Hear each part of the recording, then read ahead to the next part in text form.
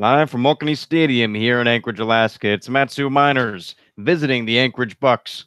Welcome into the broadcast, everybody. Connor Mills alongside Brad Walker. We're with you for the entirety of the season, and the Miners, they're above 500 for the first time in now 10 days. At a record of 7-6, they're taking on the Anchorage Bucs at 6-8. The Miners 2 games back on the Oilers, who are leading the ABL with a record of 9-4. On the mound today, for the Miners, Asa Lacey. And for the Bucs, Preston Snavely. Running through the starting lineup for your Matsu Miners, leading off, number 24, Kona Quiggle. He's in center field, followed by Drew Swift at short. Austin Pinerini, number 3 batter. He's in left field. Spencer Henson, designated hitter. He's batting from the cleanup spot. In right field, Hunter Jump, the catcher, David Avitia. Caleb Van Blake making his Miners debut today. He was at third base. Aaron Walters is at first, and Tyler Bassetti at second base. On the mound, Preston Snavely.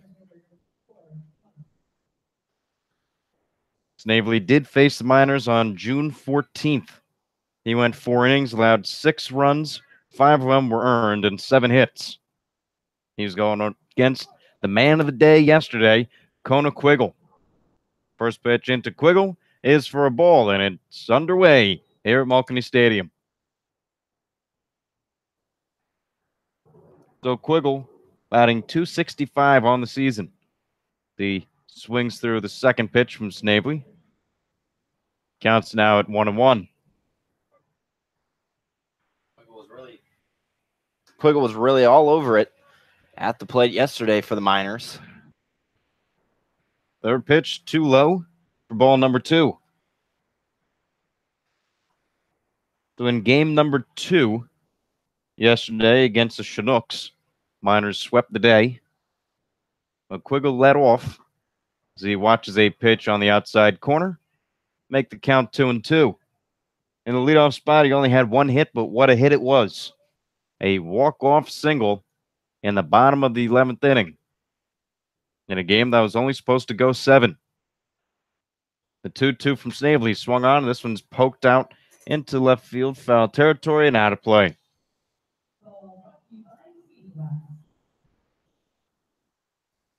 The walk-off single bringing home Austin Pinerini to give the Miners a win and put them ahead of 500. 2-2 count to Quiggle. This one's lined into right center field, falling quick and landing for a base hit. Kona Quiggle, the leadoff man for the Miners. He's on base. And that brings up Drew Swift. Quiggle just seeing the ball super well right now. Home run back in game 1 yesterday. Walk-off hit in game 2. Definitely got to be nervous if you're on the mound seeing number 24 stand in at the plate. So now number 2 stands in. Drew Swift from Arizona State, a freshman. He fails from Chandler, Arizona. Attempts a bunt, pulls it back, but it's called strike. Swift yesterday went 0 for 3.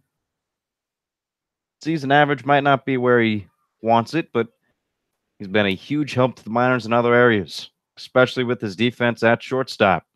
When he got on the bases, look out. Swinging a foul straight back, brings the count to 0-2. Swift, a little opposite of the leadoff man, Quiggle, just sort of struggling right now, having a hard time finding the open spots to get a hit. But as you said, when he gets on base, he's one of the most dangerous runners the Miners have. So the count is at 0-2. Nobody out here in the top of the first inning. It's Miners and Bucs. And this one hits Drew Swift. So now there's runners on first and second base for the Miners, with Austin Pinerini at the plate. Pinerini from Gonzaga, a junior from Everett, Washington. Yesterday, Pinerini had 3 hits, rose his season batting average to 300 on the season. Big reason why he's hitting in the 3-hole today. Pinerini batting from the left side. First pitch to him, swing. He went around for strike number 1. Pinerini really had a big double at the end of the game, game 2 yesterday. Unfortunately, there was an out at the plate, Luckily for him, there was nobody out. So with one down, he was standing on second, ended up coming around to score the game-winning run. So he was definitely clutch. He's been a huge part of the Miners' offense so far this season. Second pitch is fouled straight back and finds a home here at the top of the press box. So that ball fouled off of the catcher Ruiz. Home plate umpire Brad Polk gonna walk out there and give a catcher some time to recuperate. Yeah, he had to actually take his mask off and sort of deep breath, step back. Pinarini understands it. Normally he's a catcher today, obviously in a new spot.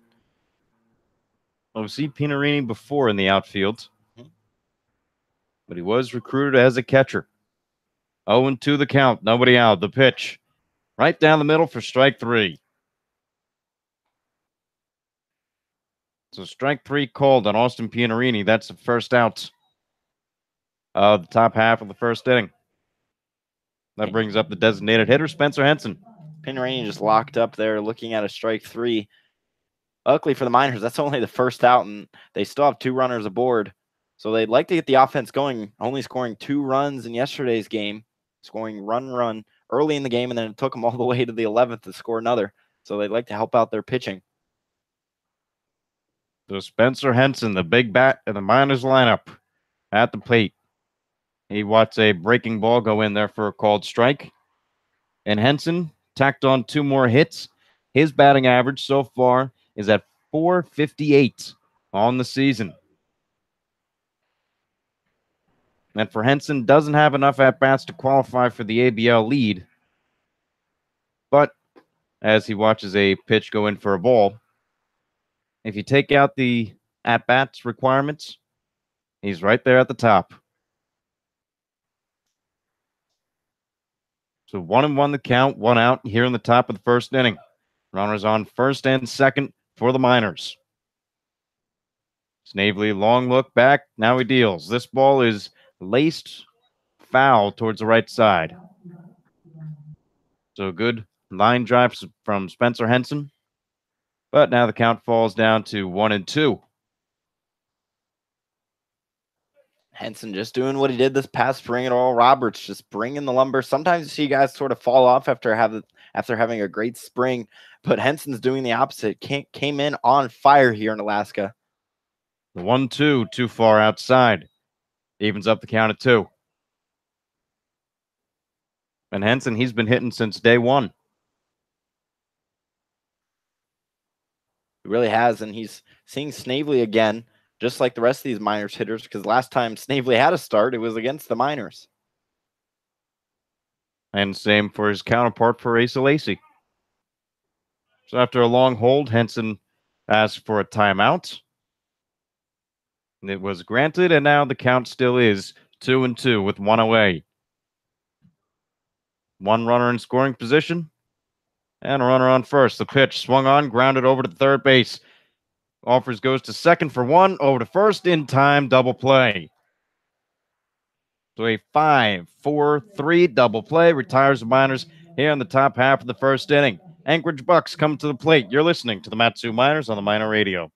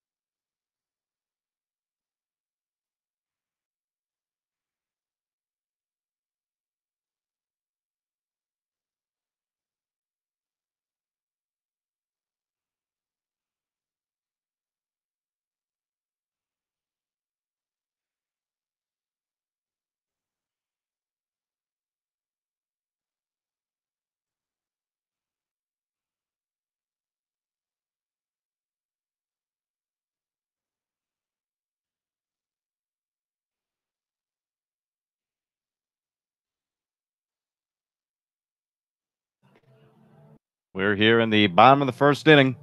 Miners nothing. Bucs coming to the plate. Let's go through the Anchorage Bucs starting lineup. At shortstop, Willie Escala. Following him, left fielder Daniel Fredrickson. After him, designated hitter Jake Veith. In right field, the cleanup hitter Logan Enos. At second base, Tanner Treadaway. Third baseman, J.C. Correa. In center, Brendan Bro. Behind the plates, Jose Ruiz and Jace Vandebrake. That's how the Anchorage Bucs go offensively. Very dangerous Bucs lineup. First in the ABL in runs scored. So got to watch out when they get guys on. They're doing a great job of bringing them around and scoring. So that brings up Willie Escala. He is sixth in the ABL with a .302 batting average. Standing in against Asa Lacey. First pitch, swung on and missed.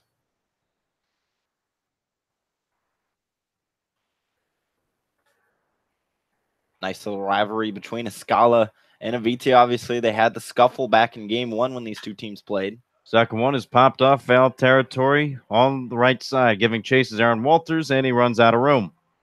That bounces over near the metal stands here at Malkany. So Willie Escala from Miami, Florida, slated as 5'11", 180 pounds, was a freshman at the University of Miami. He bats on the right side, down 0-2 in the count. Lacey's windup, he deals, fouled off towards the right side and out of play. You can definitely tell Escala is out of Miami. He wears those orange and green batting gloves that stick out very brightly. So the count is 0-2. The pitch swung on, and this one's popped up again. We've seen 4 pitches. All have been for strikes from Asa Lacey.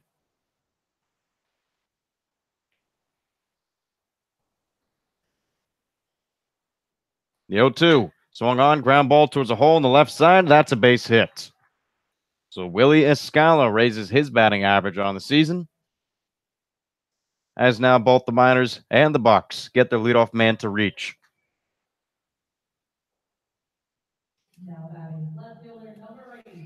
So Escala reaches the single, and that brings up Daniel Fredrickson, the left fielder.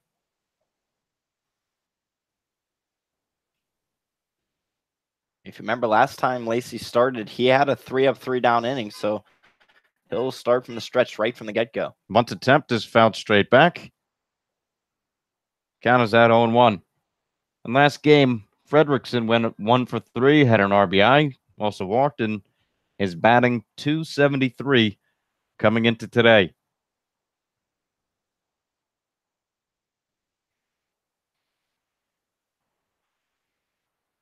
Asa Lacey, 6'4", 205 pounds from Texas A&M, from Kerrville, Texas. His pitch is in there for a called strike. Now he's ahead again, 0-2.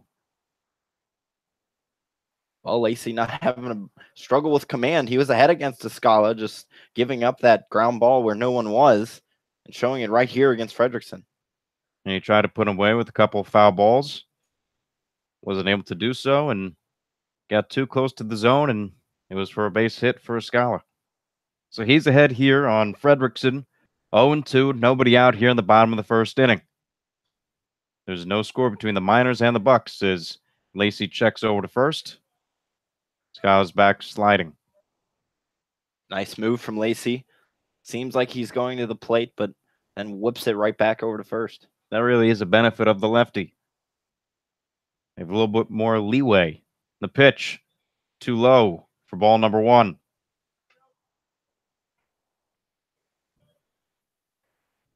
So left field and right field playing Fredrickson straight away. Center field, Kona Quiggle is towards the left of the second base bag. Counters have 1-2. Nobody out here in the bottom of the first inning. Lacey from the stretch, he deals. Too far inside. Puts the count at 2-2. The way the defense lines up in the outfield, Austin Pianarini in left, Kona Quiggle in center. Hunter jump in right field.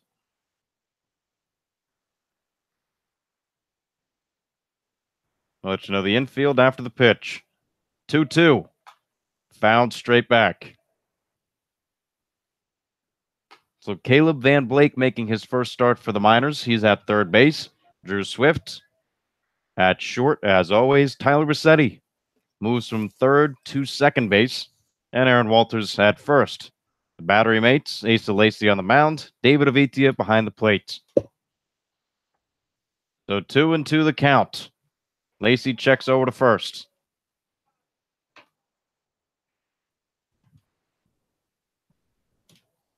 A long at-bat for Daniel Fredrickson. Yeah, it really is. And he's doing a nice job his first time. And seeing Lacey today, testing out all of his pitches, seeing where he's going to go inside the zone. The 2-2 swung on, and this one is lifted out into left center field. Who's going to get it? Going to be the left fielder, Austin Pinarini. Quiggle and Pinarini were in the same vicinity. Pinarini made the call, made the catch, and now that's the first out here in the bottom of the first. That brings up Jake Veith. Veith has been here in the ABL for past 2 years. Make this his third. All playing with the Bucs. First pitch to Veith, swung on, fouled straight back. So Lacey is getting ahead of the batters. Just takes him a little bit of time to put him away. Yeah, it is. And Veith actually teammates with left fielder Austin Pinarini. Just finished up his senior campaign up in the Pacific Northwest. So 0-1 the count, 1 out, runner on first. We're here in the bottom of the first inning. Lacey long look into Avitia. The pitch swung on, fouled off towards the left side and out of play. So again, for the third straight batter, the count goes to no balls and 2 strikes.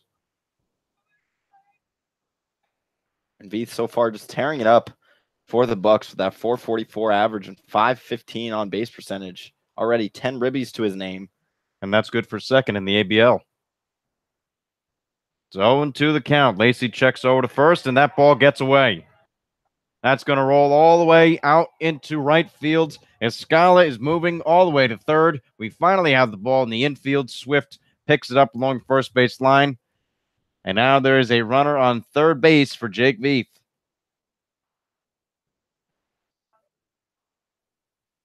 Interesting that Lacey's having trouble throwing over to first because that is his Texas A&M teammate, Aaron Walters.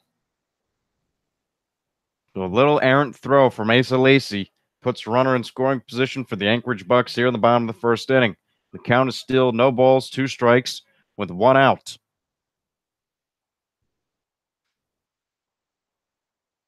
Due up, Jake Veith and Logan Enos. Escala on third. The pitch swung on, a little tapper back to Lacey. Can't get it. Second baseman Vassetti has it, only plays at first. And now there are 2 away, but not before the Bucs scratch across a run here in the bottom of the first. Escala scores on Jake Veith's RBI groundout, and the Bucs take an early 1-0 lead. Yeah, Lacey tried to reach out and grab it as it was bouncing right by him, but unfortunately couldn't make the play. And once Escala noticed that, he came flying in for this game's first run. So Logan Enos steps in from the right side. Lacey pitching from the windup. He deals, swung on and missed from Enos. Lacey doing a nice job of getting ahead of these Bucs hitters. Just unfortunately isn't showing on the scoreboard.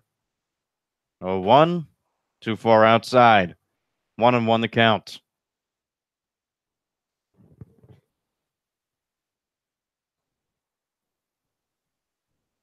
Pitching from the windup is Lacey. This one is lined up the middle towards center field. Quiggle has it, and the side is retired, but not before. The Anchorage Bucs score 1 on 1 hit, 1 error.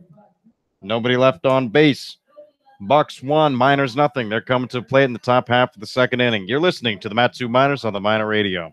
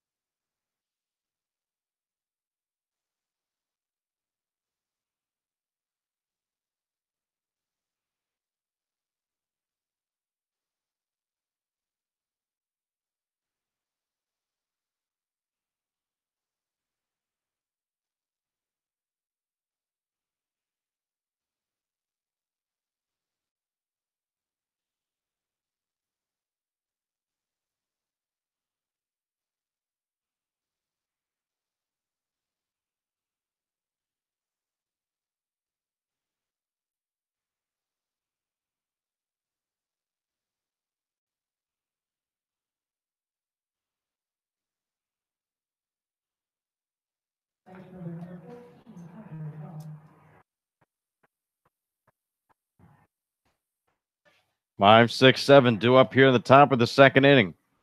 Miners trail the Bucs 1-0. First pitch into Hunter Jump is for a called strike. So Jump, Avitia, and Caleb Van Blake all due up here. Jump batting from the left side. He takes a Snavely pitch too far outside. Puts a count at 1-1. We're coming to you live from Mulkany Stadium here in Anchorage, Alaska. Connor Mills, Brad Walker with you on the call. And again, another foul ball hits Jose Ruiz. Ruiz has taken a beating here in the first and second inning. A second time, home plate umpire Brad Polk takes a walk out onto the mound. Give Ruiz a little time, take a breather. That's why catchers wear the masks. That'd be a lot more dangerous if they didn't. Yeah. I'm not actually quite sure where Ruiz got hit with that one. As he came up originally, sort of seemed to limp, but now he's walking around fine. But yeah, as you mentioned, just taking a beating back there, and it's real early in this ball game too. So the count is now 1 ball, 2 strikes, nobody out here in the top of the second inning. The pitch from Snavely bounces on the ground for ball number 2. Yesterday, Jump added a hit to his resume in the ABL, went 1 for 5, batting .245 on the season.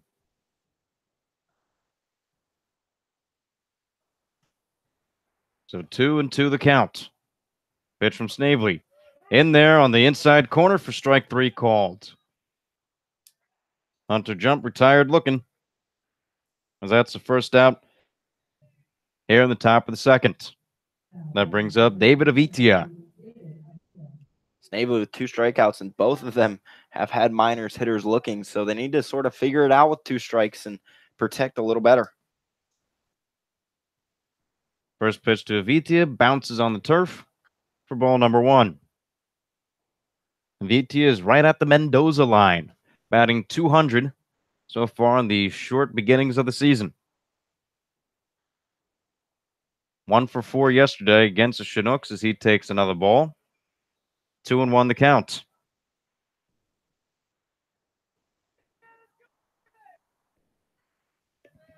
And for the Miners, they are second in the ABL in batting average. They're able to get their hits. Where they are falling short is that's a ball, are in the walks department and on base. On base, they're 4th in the ABL and right at the bottom. Only 39 walks taken by the Miners. A good chance here. 3-0 the count. Taken all the way is Avitia. He calls it a strike. 3-1 now.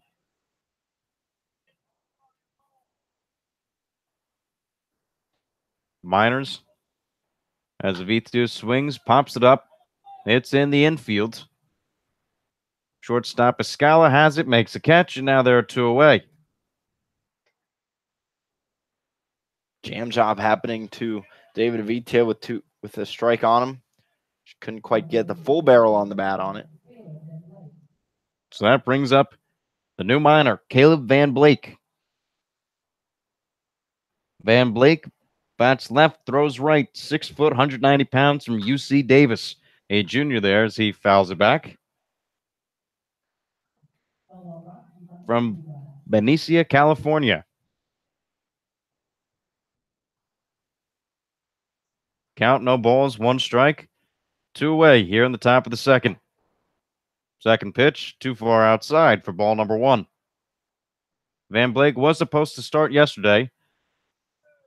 Had a little incident during batting practice, but he's all right now. 1-1 the count. Swing and fouled off towards the left side. Ball took a crazy hop on Van Blake. Hit him in the head, but got checked out by the trainer. So it's all good. 1-2 the count. The pitch swung on, and this one is popped up towards the left side of the infield. Moving over shortstop Escala. Gray gives way, and he makes the out. Escala, 2 pop-ups for the 2 outs and 1 strikeout for Snavely, as nothing's happening here in the top of the second for the Miners. Come to the plate in the bottom half of the inning. Anchorage Bucs, you're listening to the Matsu Miners on the Miner Radio.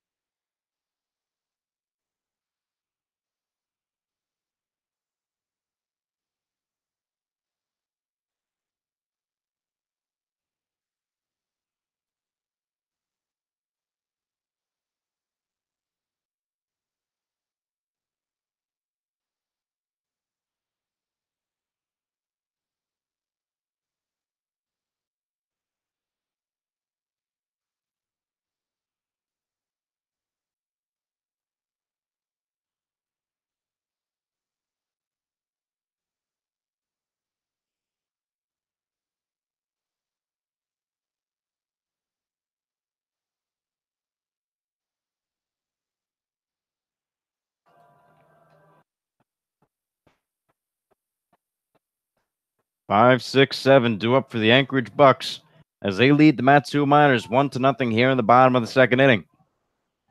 An errant throw by Asa Lacey is the difference in the game. That allowed Escala to go from first to third, and an RBI ground out from Jake Veith. That's all the scoring. As it's Tanner Treadaway, J.C. Correa, and Brennan Bro due up for the Bucs. Lacey pitching from the windup. He deals. Ball hits the ground for ball number 1.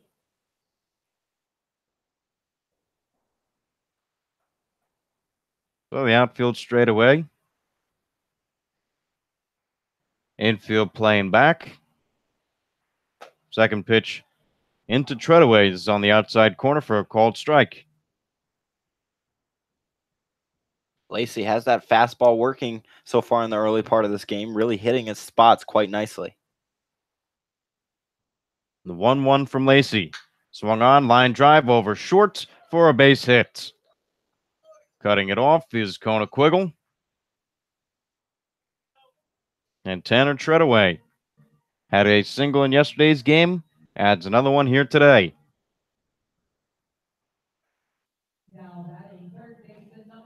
So now back-to-back innings, the leadoff hitter has reached base for the Anchorage Bucs, as that brings up J.C. Correa.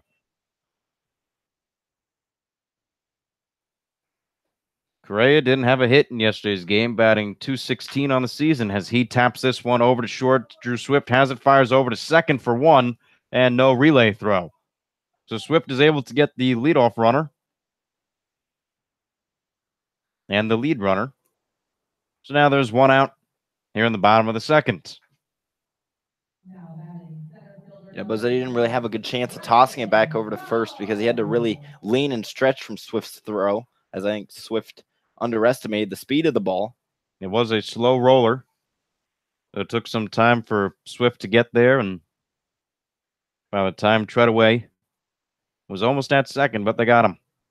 Lacey's first pitch into Brandon Bro is too far outside for ball number 1. We're coming to you live from Alkany Stadium here in Anchorage, Alaska. It's the Miners and the Bucs. Lacey deals. Too far outside for ball number 2.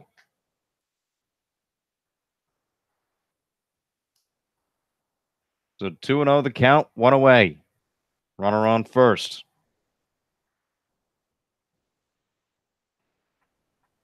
Long hold from Lacey. Little look down, and he fires to Avitia. This pitch is fouled off towards the left side. Tell you what, Lacey has a nice straight leg kick, has Correa bouncing back to first base every time. Even when he delivers to the plate, he hasn't even thrown over once, and Correa is still worried about it. Once the lefty has mastered the pickoff move, very good for them. As this one is grounded towards a hole on the right side. Hole's too big, and that's a base hit.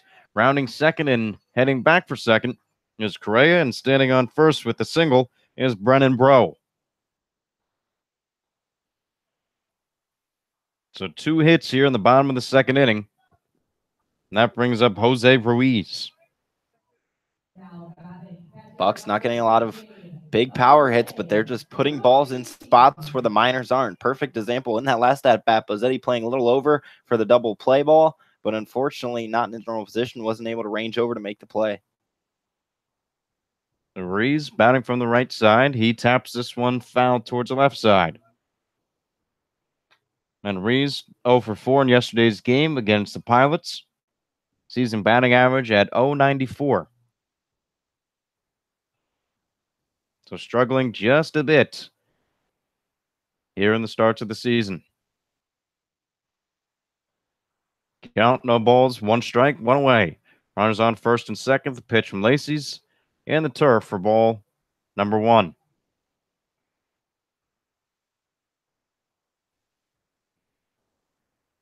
Bucs are leading the Miners and are threatening to add on a couple more.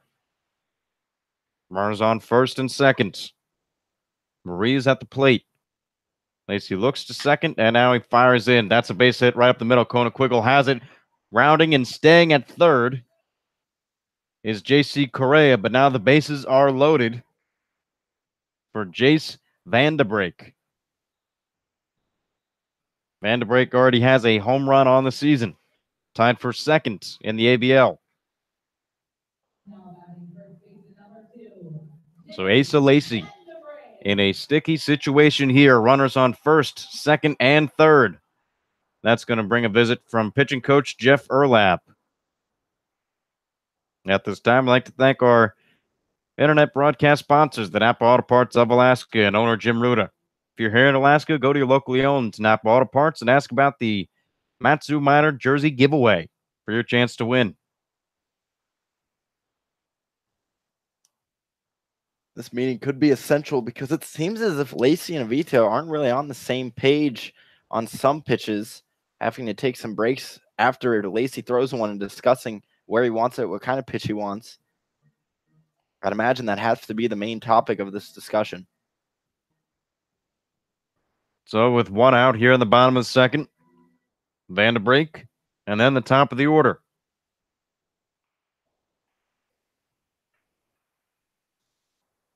So this is a must get out for Asa Lacey.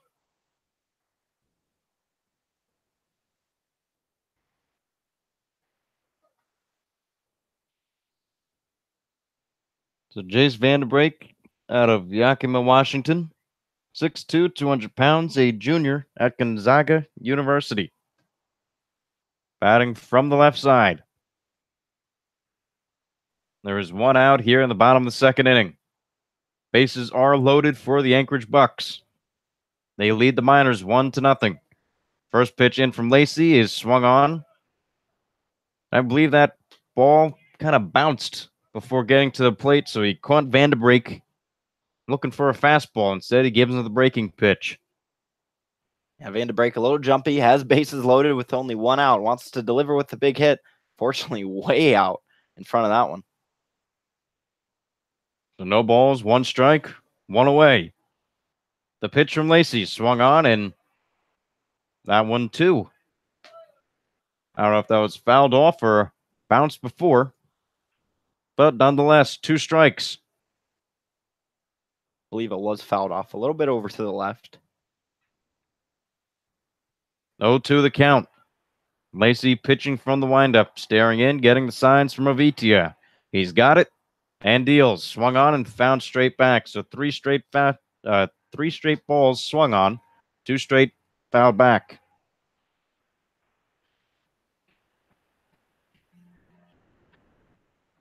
And for Van de Break, didn't have a at bat in the last game. Is batting .235 on the season. He's here 0-2. This one is tapped right up back to the pitcher. Underhand toss with the glove from Asa Lacey. And now there are 2 away. So good awareness from Avitia and Lacey. Lacey jumping off the mound, scooping the ball up with his glove, and the underhand toss to home plate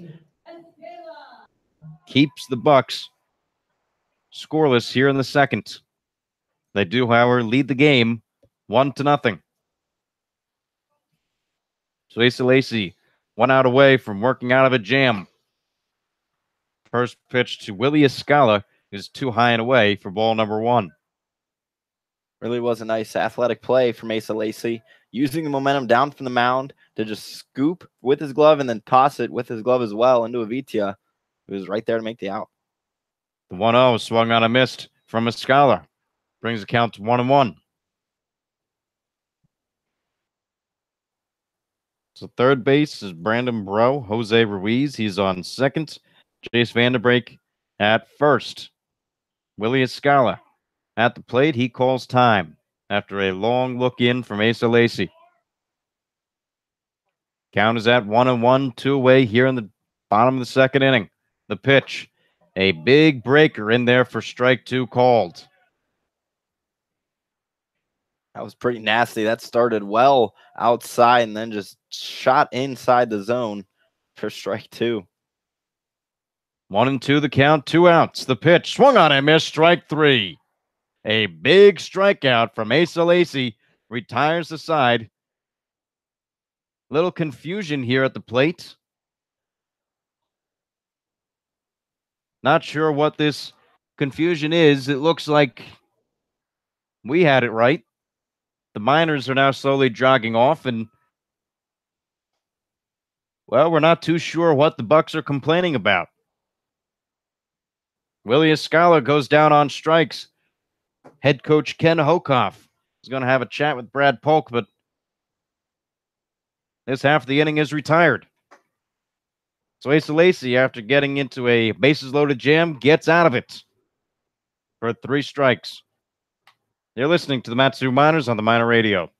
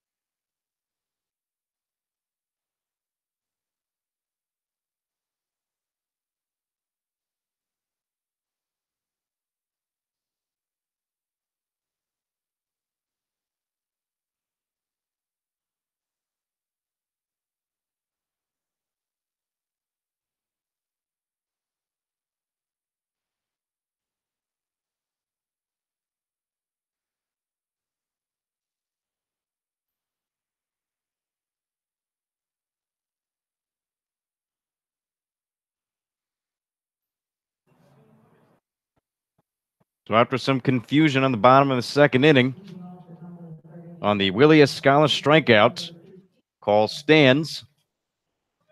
And we're here on the top of the third. The Anchorage Bucs are leading the Miners 1-0 here at Mulkany Stadium. 8-9 top due up for the Miners. Aaron Walters, first batter in, bats from the left side. First pitch to him. He swings, lifts this one out into left field. Fredrickson is there, makes a catch. One pitch, one out. Miners so far only one hit in today's game.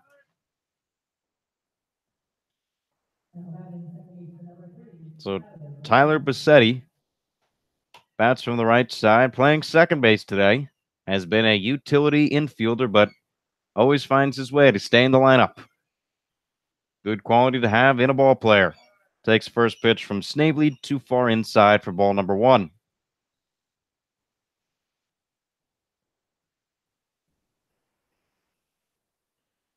1-0 the count. The pitch from Snavely. This one is popped into the right center field gap. Making the call and the catch is Bro. So now only 3 pitches have been thrown here in the top of the third inning. No hits, and that brings the top of the order. Kona Quiggle with the only hit of the ball game for the Miners. He steps in against Snavely.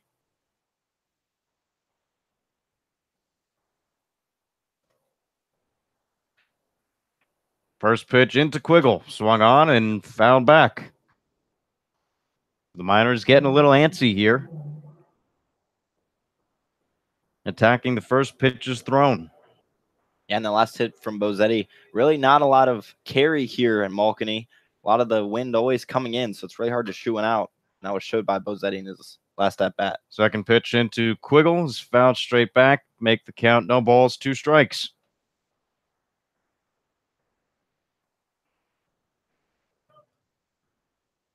So 0-2 the count, 2 outs. Nobody on. Bucs leading the Miners 1-0. Pitch into Quiggle. Just low for ball number 1.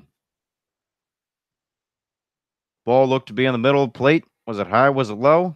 Too low, says Brad Polk. So Kona Quiggle stays alive with a 1-ball, 2-strike count.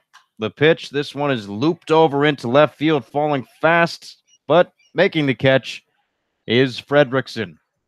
So the Miners go in order. 8-9-1.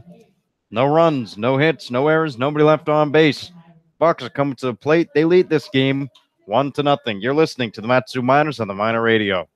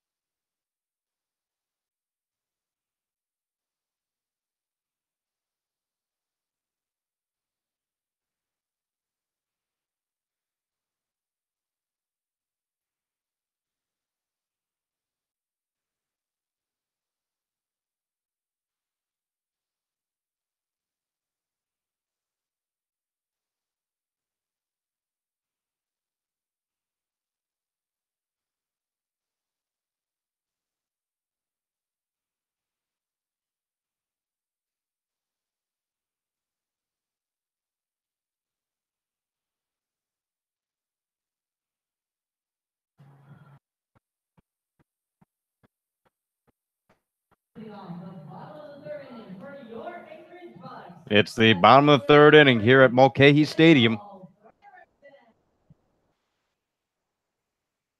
2, 3, 4 due up.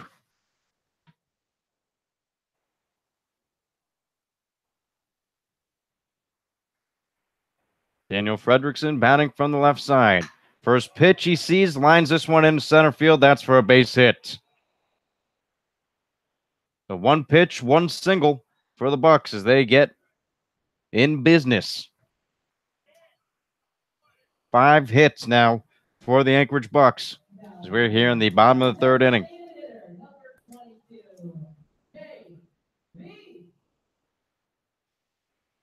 Last time up, Jake Veith grounded out to second, but that was good for an RBI.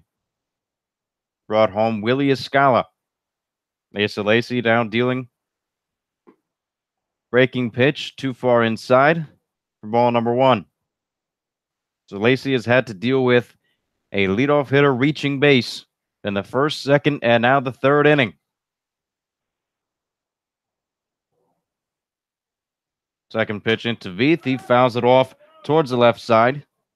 Giving chase is Van Blake and Pinarini. They run out of room.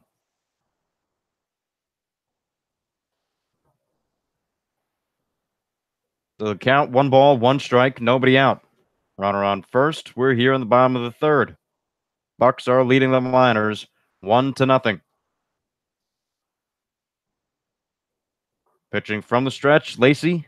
He's ready, deals, breaking ball in there for a called strike. 1 ball, 2 strikes. Lacy once again getting ahead in the count, doing a great job of that, just having a rough time of actually finishing counts. You got to finish off the batters when you're ahead. 1-2 the counts. The pitch swung on, fouled off towards the left side.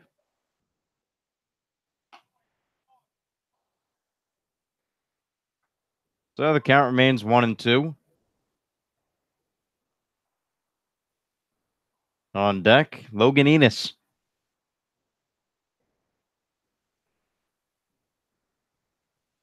Nobody warming up in the Miners bullpen.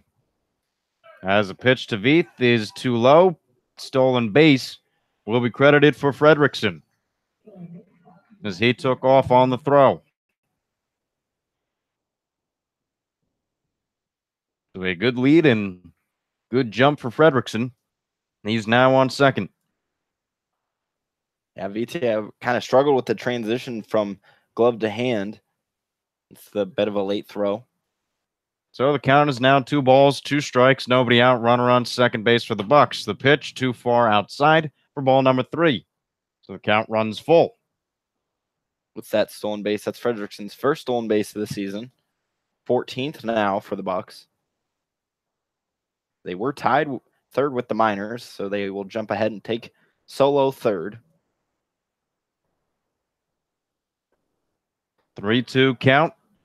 Pitch from Lacy's too high, ball 4. So now the first 2 batters here in the bottom of the third inning will reach base. Fredrickson on second, Jake Veith on first, Logan Enos at the plate.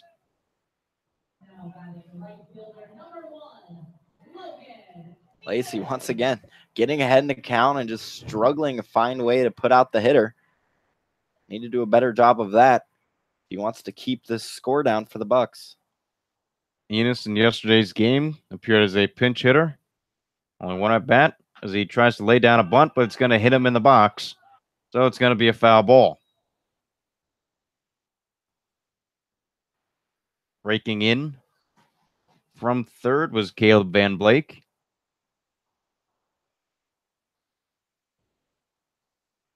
So Lacy again ahead in the count. No balls, 1 strike.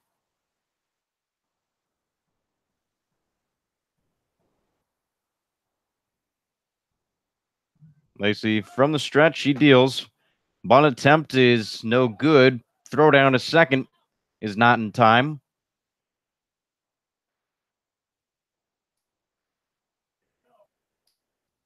And now the count is going to go to no balls and 2 strikes. A check down to first base. Logan Enos did go, and now he's behind 0-2. Great awareness there from Avitia, as I don't believe at the plate man behind the plate, Brad Polk called it a strike, but he turned around after he threw it out and asked, did he go? So they checked and he did. So that could be very key in getting Enos out. So 0-2 the count. Runners on first and second. Nobody out. Lacy with a wheeling pickoff attempt. Doesn't throw. Keeps Fredrickson at second base.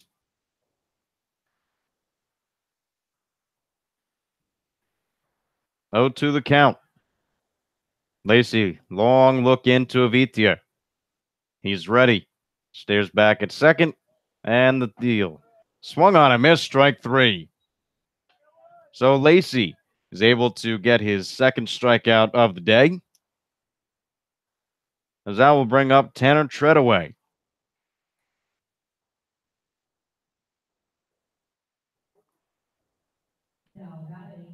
Lacey still having to deal with runners on first and second. He's had to deal with base runners all day.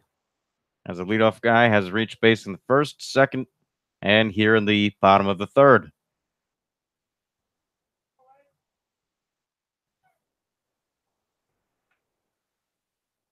One run, 5 hits, no errors for the Bucs. No runs, 1 hit, and an error for the Miners. Timeout called from Treadaway. After Lacey taking a long time to get the signals from Avithia. Miners coming into today with a 3-game winning streak. Bucs looking to snap their 2-game losing streak. First pitch into Treadaway's foul back. Lacey had an account 0-1.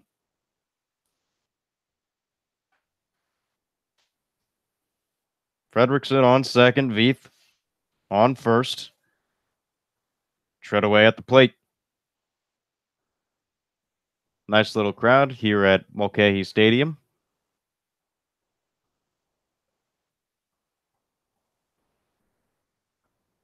As it's Mike's Lemonade Day.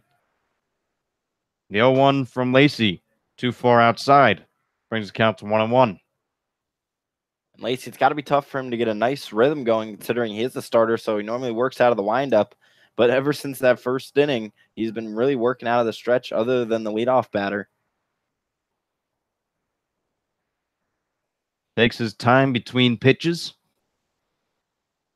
Deep breath, looks back, and he's ready. The pitch swung on, and this one is a high tapper. Lacey's only play is going to be to first. He gets it. So now there are 2 outs, but the runners do move up. 2 runners in scoring position for J.C. Correa, a man who has walked off against the Miners before this season. Yeah, he's been clutch for the Bucs, especially for the Miners. They experienced it firsthand back in Game 1 of the doubleheader on Saturday. That was before we went 12 innings. So 2 outs, runners on second and third. First pitch into Correa's, too far outside for ball number 1.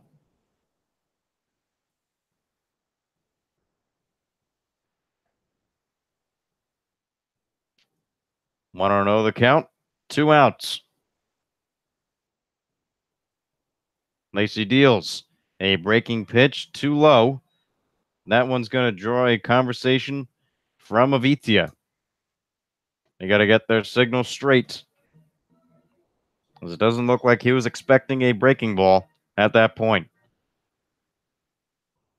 And Lacey does have an array of pitches, so maybe Avithia is struggling on what pitch number it is that he calls. So maybe he calls a slider at 2 when it's actually a changeup. Well, it's always tough with the runner on second base because that's the only guy on the field who can see what Avithia's calling besides a pitcher. So the 2-0 is swung on a miss from J.C. Correa. Normally you see with a runner on second, they're going to go, all right, first signal, maybe the second signal, or you could mix it up. So the count, 2 balls, 1 strike, 2 outs.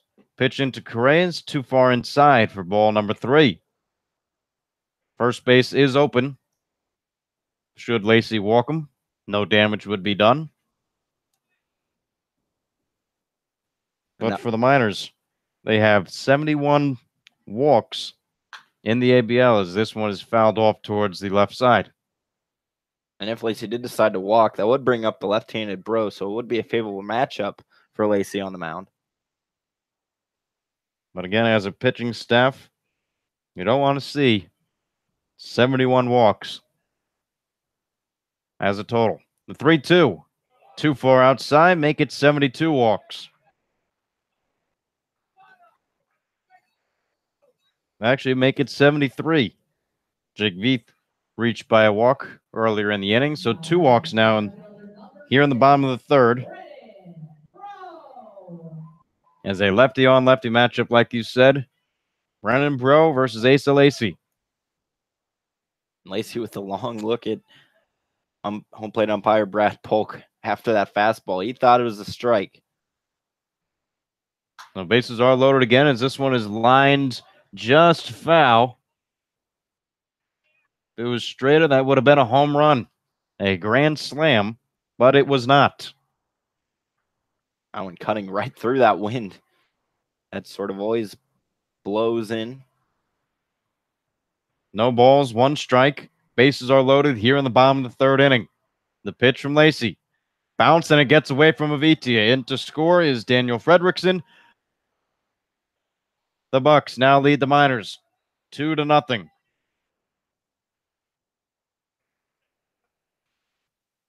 So it doesn't help that it's a turf field and the ball might die a little bit in the dirt. But in the black pellets or pebbles here, however you want to describe them, that's going to take a much bigger bounce. 1-1 the count, and now he hits him. Brennan Bro hit by a pitch from Lacey, and the bases will go loaded yet again. I mentioned the turf making it hard. It's got to make it hard to block as the catcher Vita tried his best to throw his body out. Vita did all he could, but it might be a true bounce here on the turf. That doesn't mean it's going to be an easy one. So for the second straight inning, Jeff Erlab, pitching coach for the Matsu Miners, will take a slow walk out onto the mound. Still does not appear that the Miners have anybody working in their bullpen. And of course, the Bucs do not have anybody in theirs. There are 2 outs here in the bottom of the third inning, but the bases are loaded for the Bucs as they score 1 run on the pass ball. I'd like to thank you for tuning in wherever you are, from the East Coast to the West Coast to here in Alaska. It's our pleasure to bring you Matsu Miner Baseball for the entirety of the 44 games and hopefully more into the postseason. However, today the Miners are down 2-0 to the Bucs here in the bottom of the third inning. 1 run is across. Asa Lacey pitching from the windup. He's ready. The pitch, too far outside for ball number 1. Jose Ruiz reached base on a single his last time up. Was stranded at second base. Second pitch into Ruiz. Pitching him on the outside corner, but too far. Ball number 2.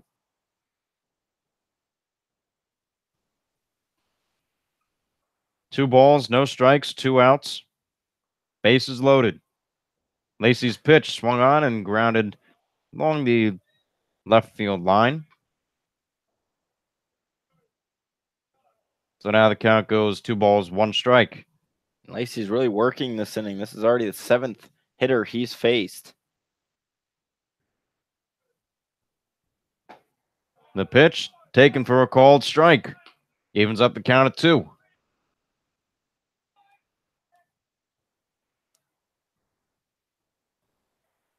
Two balls, 2 strikes, 2 outs here in the bottom of the third. Lacey looking to limit the damage to only 1. He deals ground ball over to third. Van Blake has it, throws over to first in time, and the side is retired. So the Anchorage Bucs, they walked a little bit. 2 walks, had a hit, scored 1 run as they lead the Matsu Miners 2-0 after the end of the third inning. Top of the fourth coming up next. You're listening to the Matsu Miners on the Miner Radio.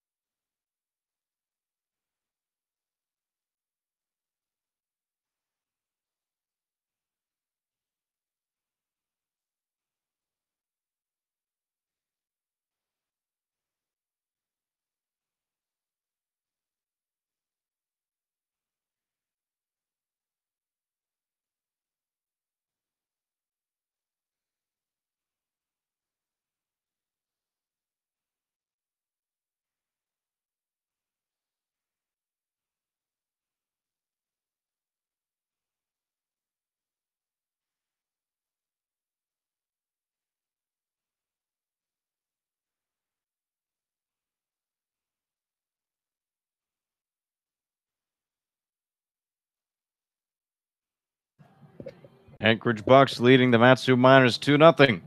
And on the call for you, transitioning over to my fellow commentator, Brad Walker. Thank you, Connor. And welcome back into Mulcahy Stadium, where the Bucs leading the Miners currently 2-0. They've scored one back in the first inning and one this past inning in the third inning, scored on a wild pitch. Nevertheless, that brings up the Miners bats that only have one hit so far today. As Drew Swift stands in, the right-handed hitting shortstop, he'll look at a strike high and in.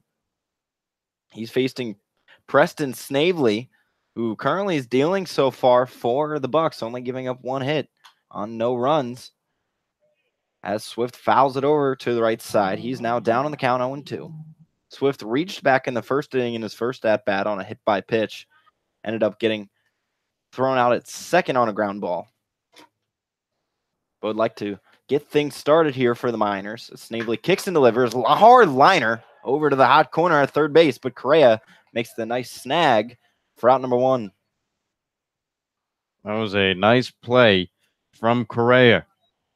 Had a little time to adjust to it, but nice line drive from Drew Swift. Just couldn't find a hole. Brings up Boston Pinerini. Pinerini batting .300 coming into this game with a .333 on base percentage. The catcher and now left fielder out of Gonzaga, as he looks at a pitch outside for a strike rather. Pinerini, the left-handed hitting three-hitter. Pinerini struck out back in the first inning. Stands in to face Snavely for some revenge. He pops it up well over the press box for strike number two. No balls, two strikes, one out. Top of the fourth inning. Mulcahy Stadium in Anchorage, Alaska.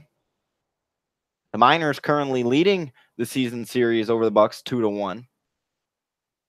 And they lead them by a half game in the standings as the Miners are second. And Pinerini dribbles one right up the middle. Coming up and making the play on the move is Willie Escala from short to throw Pinerini out for out number two of the inning. Slow roller, busting all the way to first was Pinerini, but just not in time. Strong throw from Escala got him. Really was nice range there from the Miami product. That brings up the designated hitter from Oral Roberts, right-handed hitting Spencer Henson. Grounded into a inning-ending double play in his last at-bat. So Henson looking for his first hit of the ball game, the Miners' second, and he rockets one over to short, but Escala gallops it up and tosses over to first to make quick work of the Miners. They go down in order, 1, 2, 3. And when we come back, we'll have the bottom half of the fourth inning for you on Matsu Miner Radio.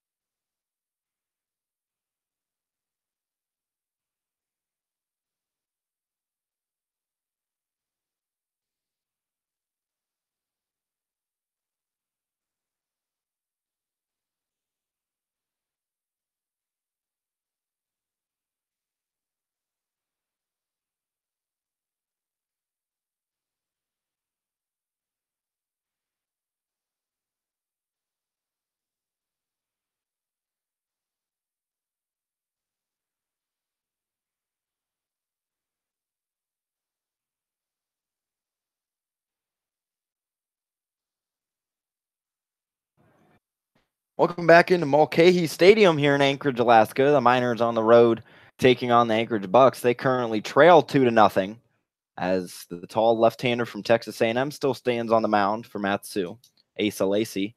Lacey in the past two innings has faced 13 total batters, 6 in the second inning and 7 in the third. Luckily for him, Connor, he's only given up one run in those past two innings, 2 in total now. So he's able to work out of some damage. People are getting on base against him, but he's able to work out of it.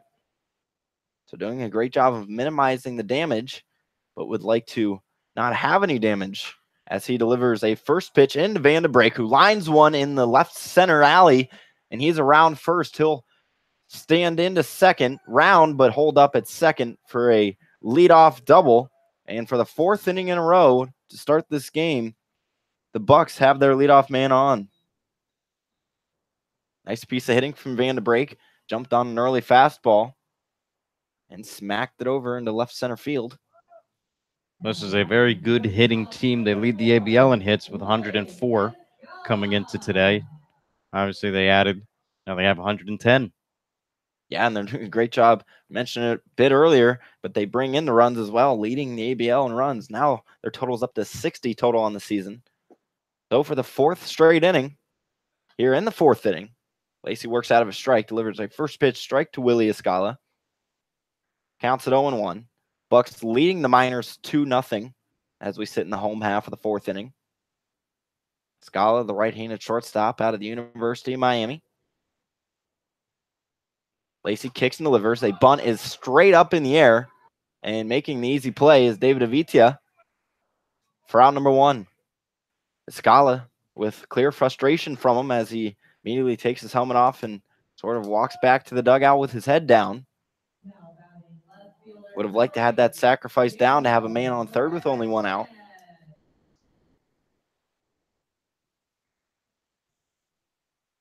So we do have 1 out in this bottom half of the fourth inning. Lacey still stands tall on the mound. He'll face the left-handed hitting left fielder, Daniel Fredrickson, who's 1 for 2 today. Came around to score after he had a base hit last inning. He takes a strike. So no balls, 1 strike. The bottom of the fourth. Fredrickson, another Gonzaga native. Teammates with Austin Pinerini, who's out in left field. Fredrickson batted 254 games this past season for Gonzaga. And there's a man on the move. And Vitia is not worried about it as he holds an Asa Lacey strike on the outside corner. Move the count to 0-2. That was a huge jump from Van de Break. I think Avitia knew that. Instead of risking, he wasn't probably going to get him at third. So instead of risking a bad throw and another run scores, just ate the whole play. So no balls, 2 strikes. This one's grounded softly to second, but throwing into home is Bozetti. Did he get him? Was not in time. So the Bucs add on 1 more, and they improve their lead 3-0. Even though David Avitia has some words for home plate umpire Brad Polk. He thought the tag was there. It was a nice play from Tyler Bozetti, but just wasn't grounded hard enough. Now, it took a little time in the transition from Bozetti. Made sure he had the ball first, which is good, but good throw, too. Just couldn't get him in time. So Fredrickson reaches on first with 1 out, and he's on the move, but swinging is Jake Veith, the left-handed hitting designated hitter. So back-to-back Gonzaga players in this Bucs lineup, as Fredrickson was on the move, but hit and run was on. Bucs, fresh new 3-0 lead over the Miners in the bottom half of the fourth inning. Asa Lacey still dealing for the Miners, and there is some action in the Miners' pen currently as Lacey checks over at first. Jake Veith is 0 for 1 tonight, reached back in the third inning on a walk. Was the first walk issued by Asa Lacey. So Lacey comes set. Long look at first. He'll throw over that way with a quick throw. I won't get back in time. So the Miners come into today with a 3.02 ERA, ranks 3rd in the ABL. So if they can hold the Bucs to just those 3 runs that are currently out on the scoreboard, it would lower it just a tad. Lacey's 0-1 is fouled back straight to the left of us here in the press box. So Lacey wants to get ahead on another Bucs batter, 0-2.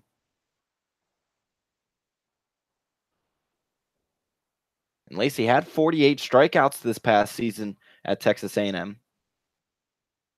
Had 7 coming into this game. Already has 1, so he's up to 8. Looks to get Veith. His 0-2. He kicks, but he'll throw back over to first. Lacey does have that nice smooth move. Beautiful day here in Anchorage. Some cloud coverage of the sun, but temperatures upwards 70 degrees. Great day for baseball. Lacey comes set, chest high, the 0-2 pitch. Gets Veith swinging, hits that same exact spot up on the left side of the press box. I think there's a dent there now. Hits it one more time and may crack and break down. So we still sit at 0-2. Bucs leading Miners 3-0. Bottom of the fourth inning. The Bucs have already scored once this inning, so back-to-back innings they've tacked on a run. Lacey on the mound. His 0-2 pitch, kicks, throws over to first. But not a huge lead for Fredrickson over at first. And all these Bucs runners that get on base really aren't testing Lacey's throw over. Have 2 stolen bases now, but they've been because of good jumps. So Lacey will try over at first once again, nothing happening.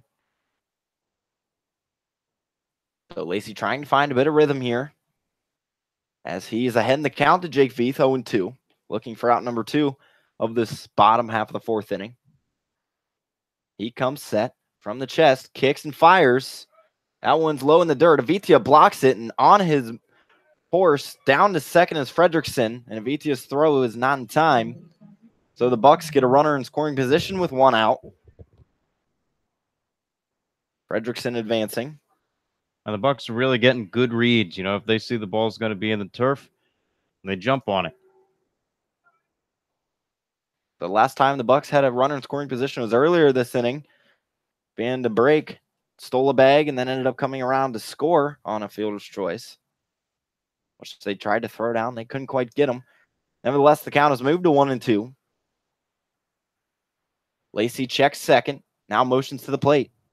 Veith holds up as he looked at a ball low and inside around the ankles.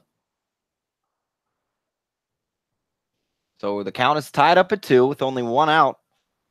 Here in the bottom of the fourth inning, Asa Lacey looking to get out of it once again with just minimal damage done. So far, the bats aren't really helping for the Miners. They only have 1 hit. As Lacey checks second, and actually Fredrickson may have thought Lacey was going to motion to the plate, had a real aggressive secondary lead. So Lacey steps off the rubber, now steps back on, grabs his signals from Avitia. Comes set, now turns, thought about throwing down, but no middle infielder there for the Miners. And that's really what the Bucs are doing. You know, they're getting those reads, they're getting those jumps. And it really helps because nobody's really hanging on over at second. Swift is kind of inching in a little bit, but nobody's covering the back. So Lacey's 2-2 pitch misses high and in. The count has been worked full by Jake Veith. He fell down early in this at-bat 0-2. He's now worked it all the way back, looking at 3 straight balls. First base is open, and Veith is a dangerous hitter, so Lacey might just pitch around for this full count pitch. He takes a look at second. Now eyes home. His pitch is lined into left field. Pinarini backing up and making the grab for out number 2. That was a real shot off Veith's bat, but nothing doing as Pinarini made the easy grab. Now Lacey with a quick conversation with the shortstop, Drew Swift. Sure, it has to be about the base runner at second. Has to say, what kind of play do you want to run? Do you want to worry about him? As there is 2 outs, that brings up Logan Enos. He's 0-2 today. And now we're going to see another timeout as David Avitia will make his way to the mound. They want to make sure the right pitches are being called and thrown. As sort of the communication's been a problem all day for Lacey and Avitia. Bucs lead the Miners 3-0. Bottom of the fourth inning. They scored 1 earlier this inning to move the lead to 3-0. The Bucs looking to avenge a game 2 of the doubleheader loss back on Saturday night, where the Miners won in 12 innings with a 5-run explosion in the top of that 12th inning to win the game 6-1. So we'll see yet another timeout as skipper Ben Taylor is now on the mound to talk to Lacey. So he's having a long conversation. The infield is in there as well with the catcher, David Avitia. There's someone up in the Miners' pen, but I don't believe there will be a change. Rather, there will be. Motioning it over and coming in from the pen will be a new Miners pitcher. And we'll have them with the info all when we come back on Matsu Miners Radio. The Miners trailing the Bucs 3-0.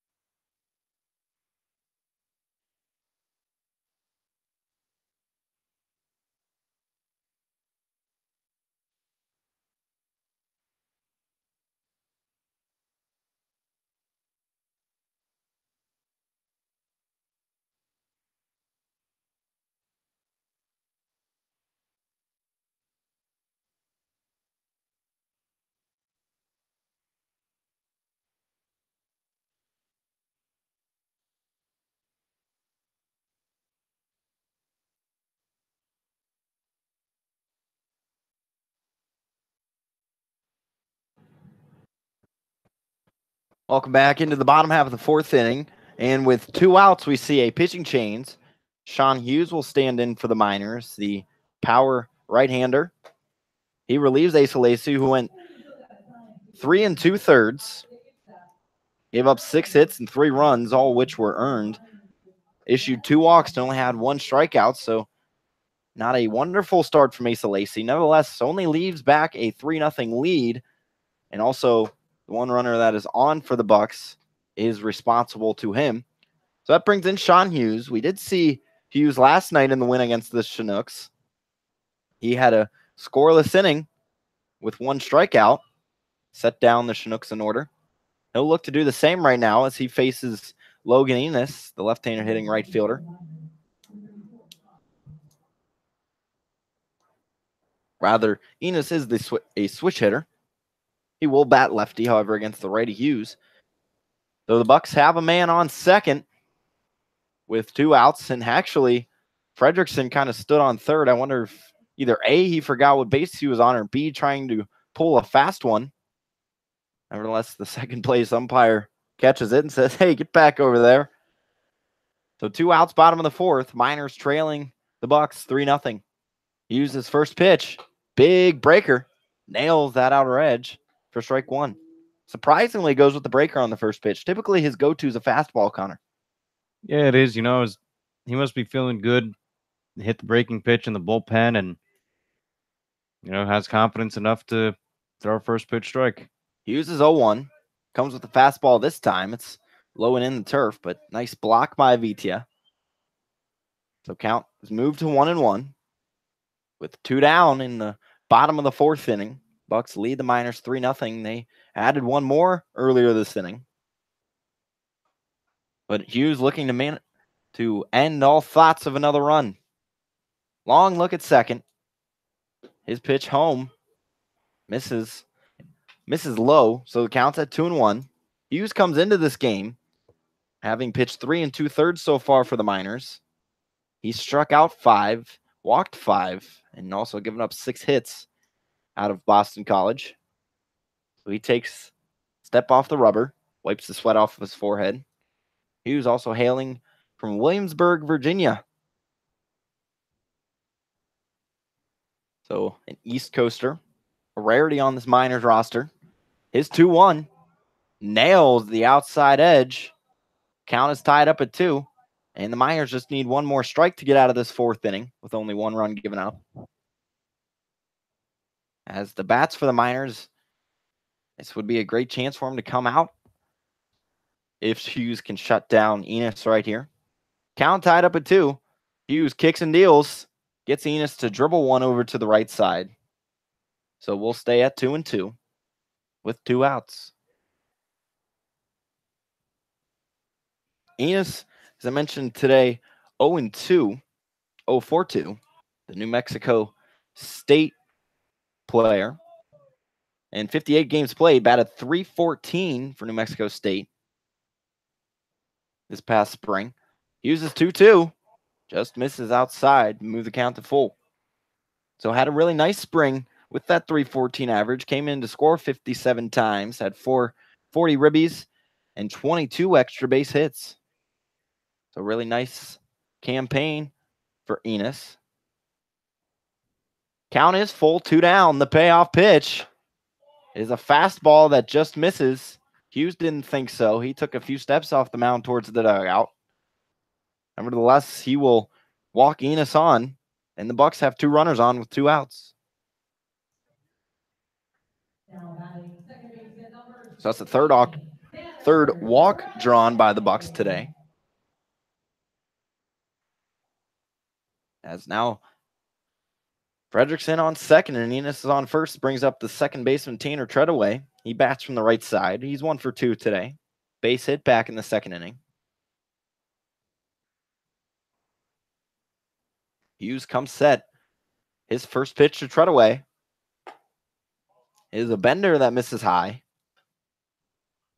So Hughes, after jumping ahead early to Logan Enos, sort of having some command struggles as Treadaway looked at a ball. 1-0, 3-0 is your score. Bucs leading here at home in the bottom of the fourth.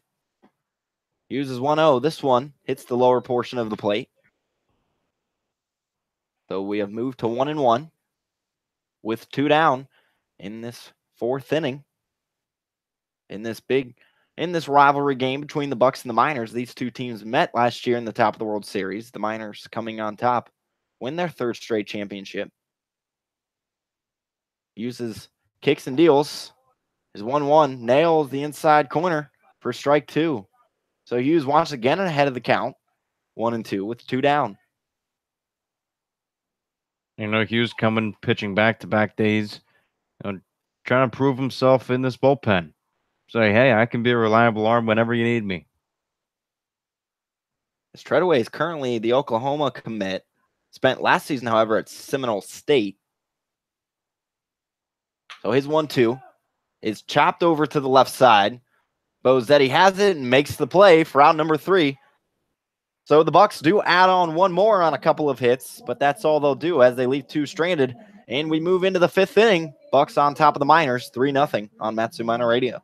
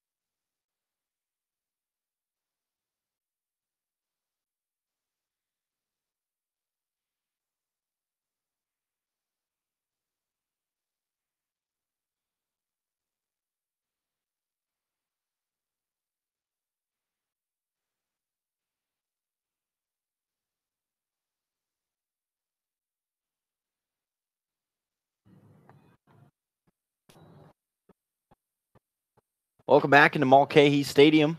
As we enter the 5th inning, the Bucs lead the Miners 3-0. They tacked on a run last inning and ended up leaving 2 on. And that brings up the 5, 6, 7 hitters for the Miners. Hunter Jump will start things off. He's 0 for 1 today, struck out looking back in the 2nd inning.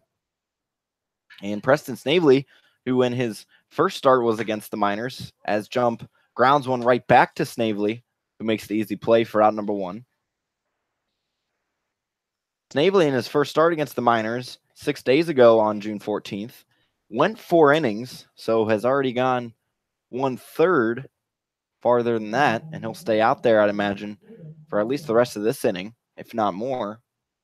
But the Miners really need to get the bats going. Only 1 hit so far through 4 1/3. And David Avitia stands in, the right-handed catcher, looks at a strike on the lower inside part of the plate.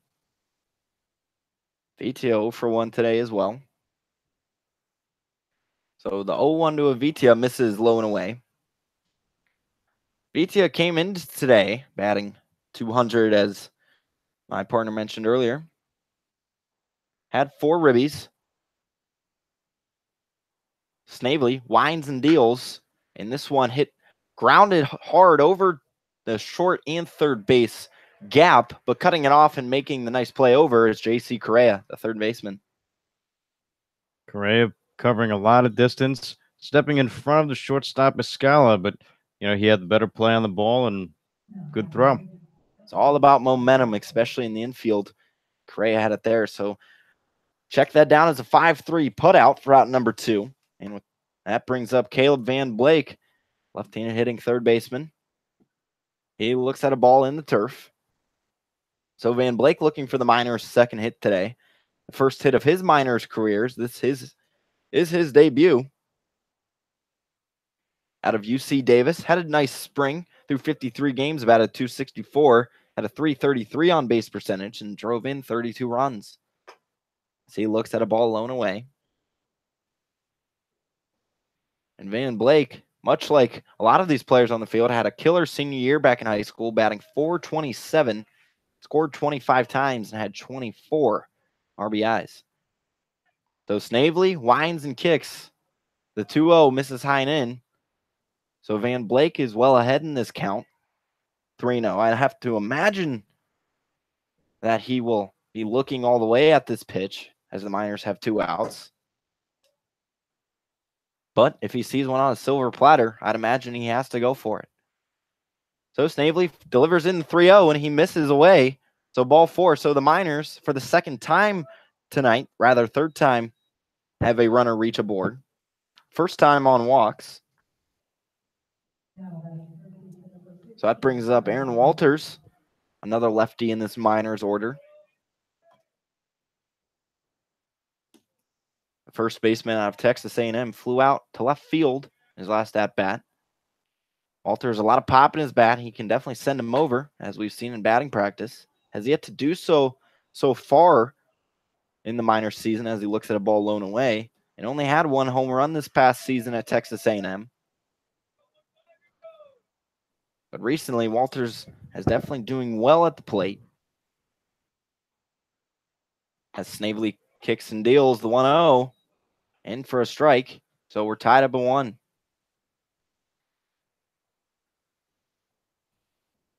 So the Miners looking in any way possible to get a run. Snavely comes set. His pitch is lined out into left field, but just hanging on and right into Fredrickson's glove for out number 3. So the Bucs still lead the Miners 3-0. They get a man aboard, but they'll leave him stranded, and we'll move into the bottom half of the 5th inning with the Bucs on top 3-0 on Matsu Minor Radio.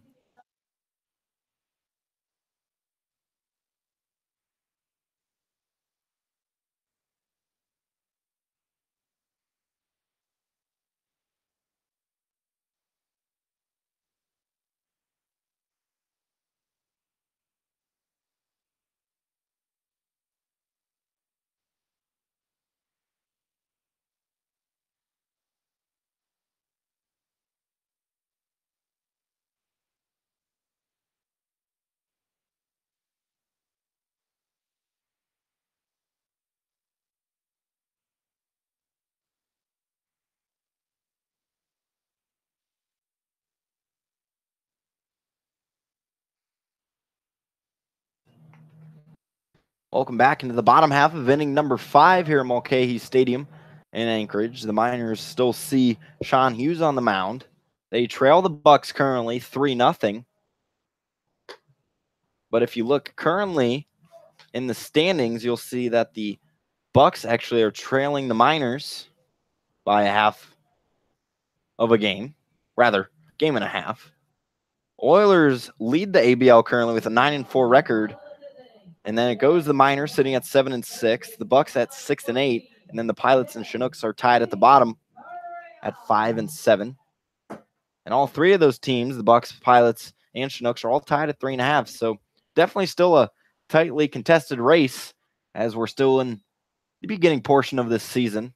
As Correa stands in to lead it off for the Bucs, flying one over to the right side foul for strike number 1.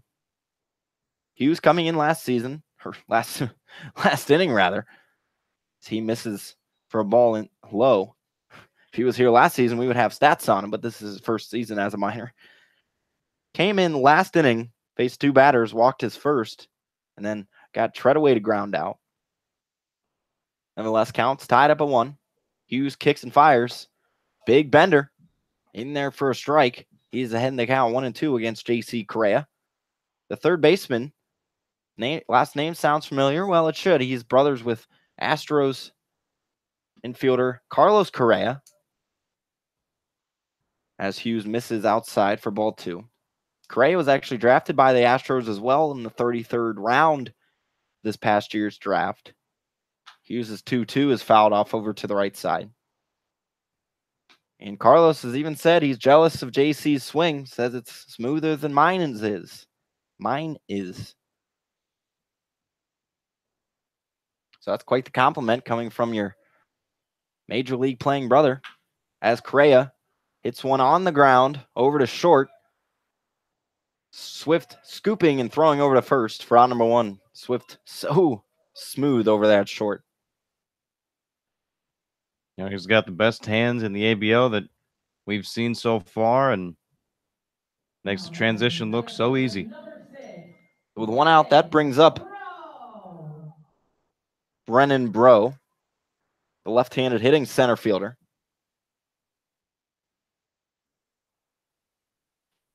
Out of Scott, Louisiana, and he'll take a first pitch strike loan away. And Bro did not play this past season at the University Louisiana Lafayette because over the transfer role as he looks at a ball loan away. Spent his first 2 seasons at LSU, where in 79 games he batted 157. So maybe a change of scenery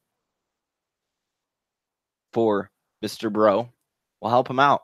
He looks at another ball that misses once again outside, and the count's moved to 2-1 with 1 down in the bottom of the 5th inning. The Bucs lead the Miners 3-0.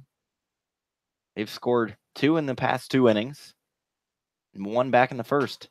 And Bro is swinging, lines it into center field, but under it is Kona Quiggle for out number 2.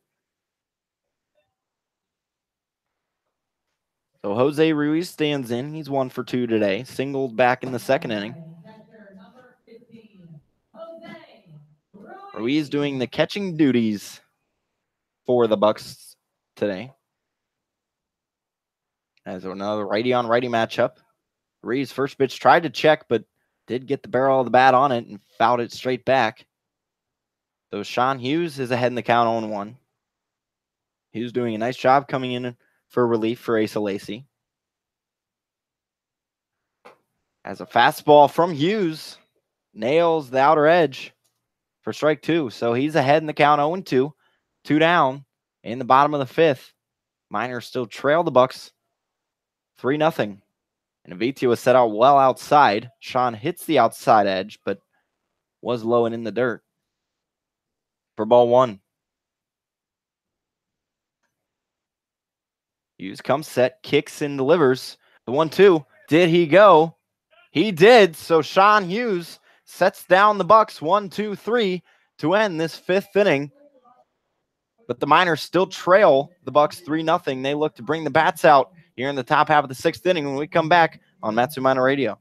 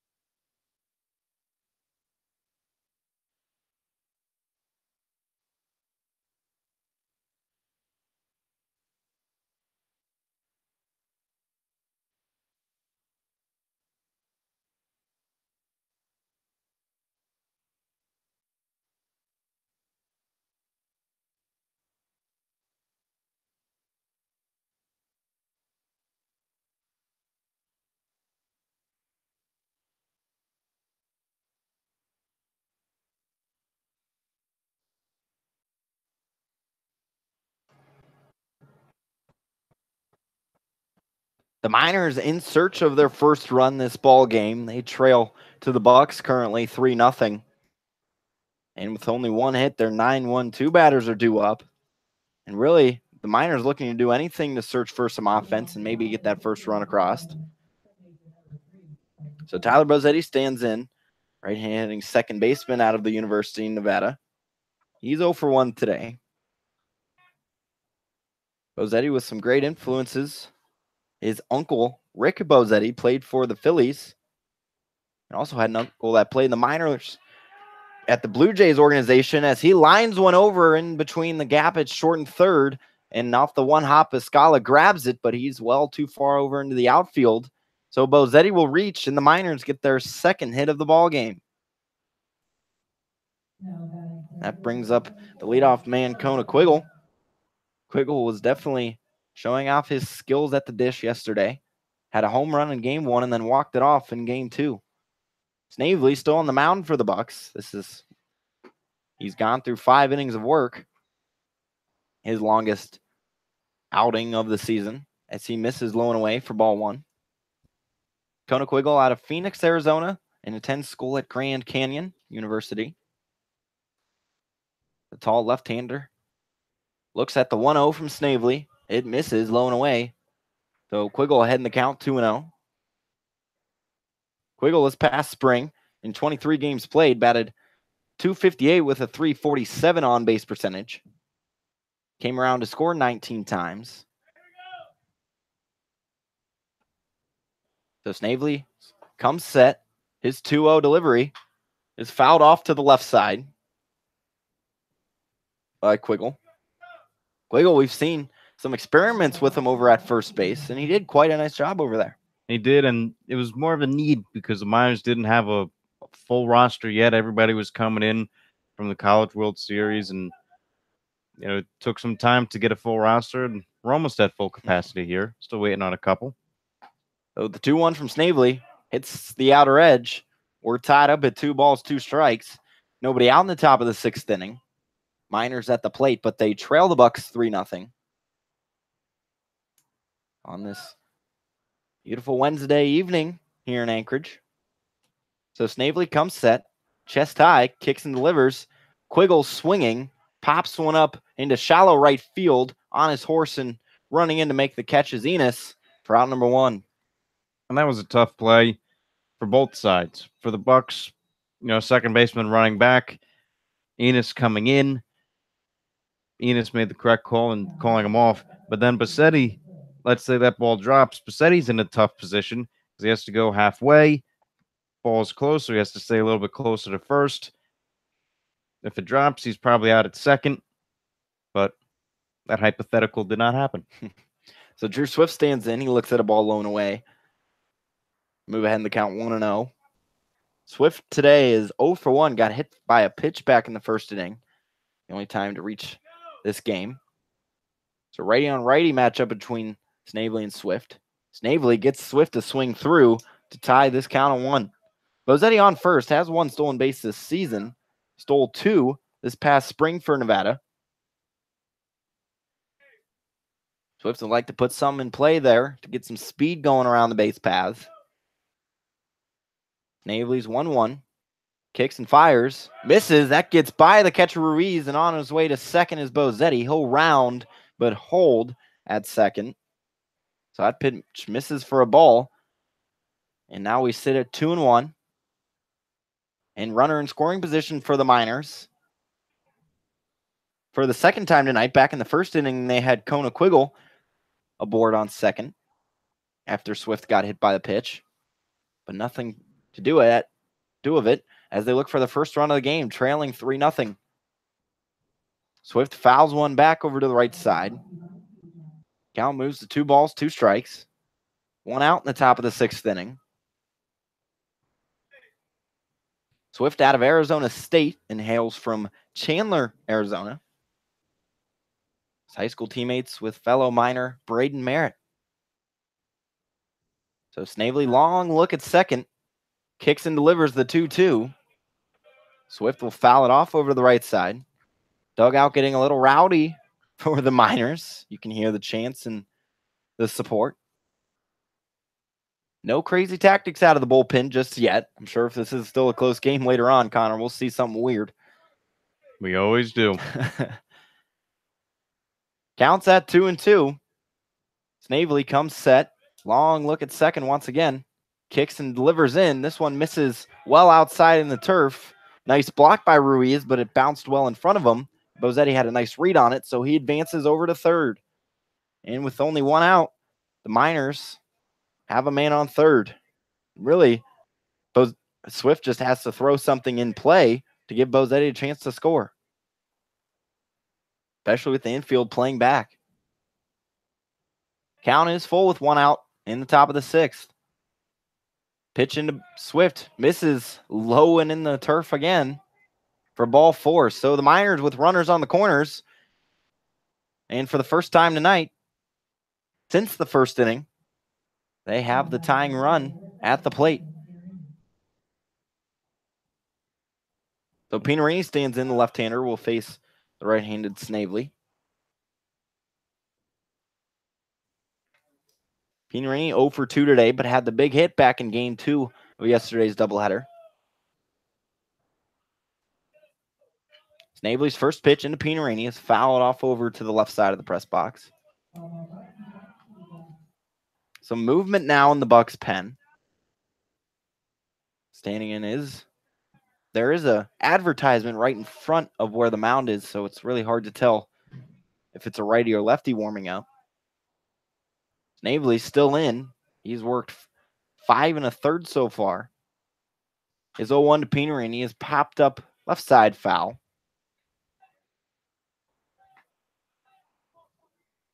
So Snavely ahead in the count, 0-2.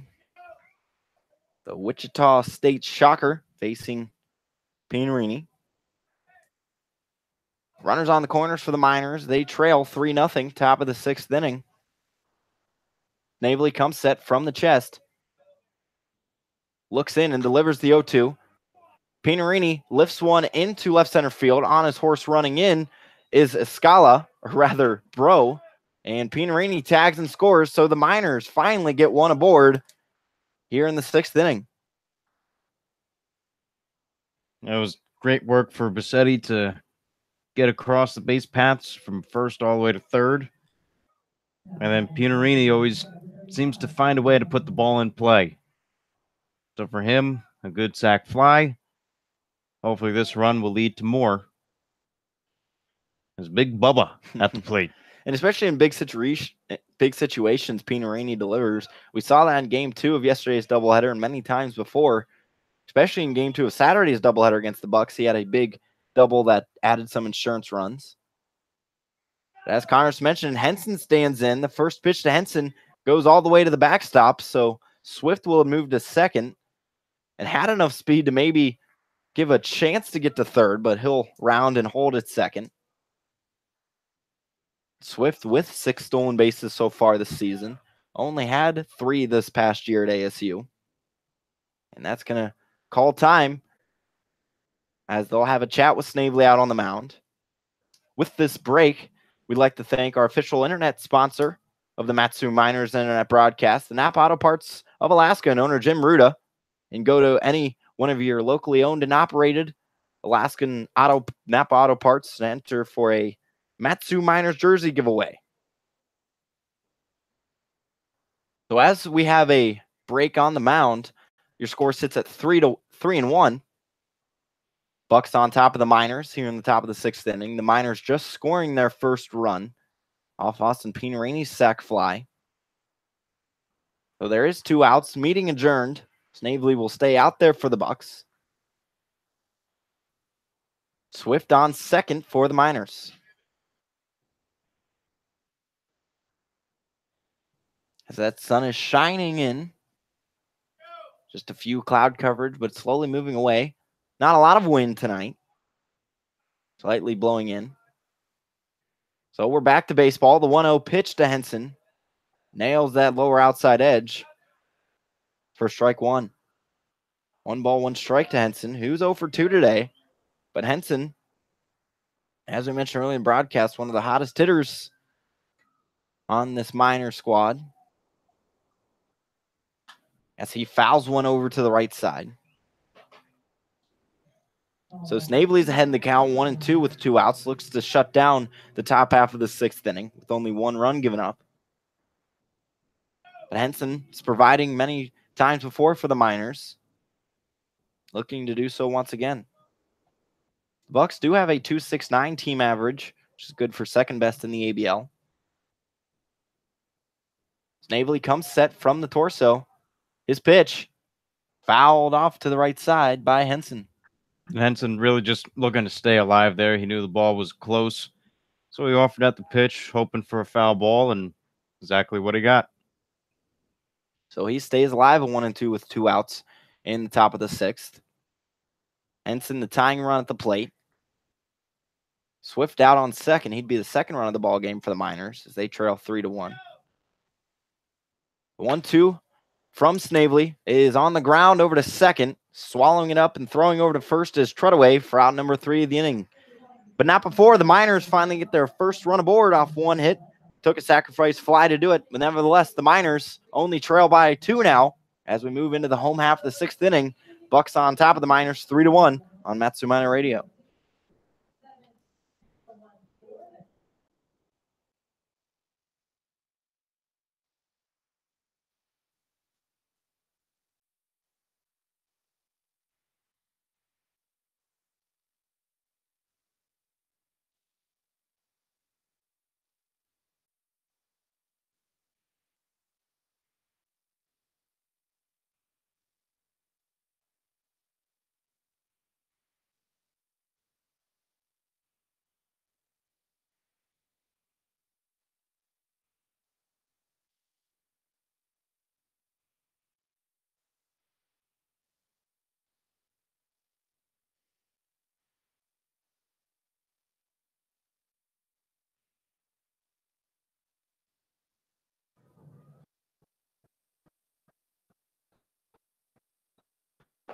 Welcome back into Anchorage here at Mulcahy Stadium. Bucs on top of the Miners, 3-1, and they step into the plate. They'll have Vandebrake, Escala, and Fredrickson due up. And Vandebrake, he's 1 for 2 today. Reached on a fielder's choice back in the 2nd inning. And in the 4th, had a nice double, which he ended up coming around to score for run number 3. Hughes still on the mound for the Miners.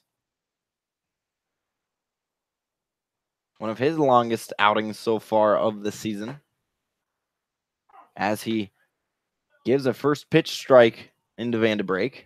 Well, he's been able to get ahead of batters just like that, and he's been just pumping in strikes.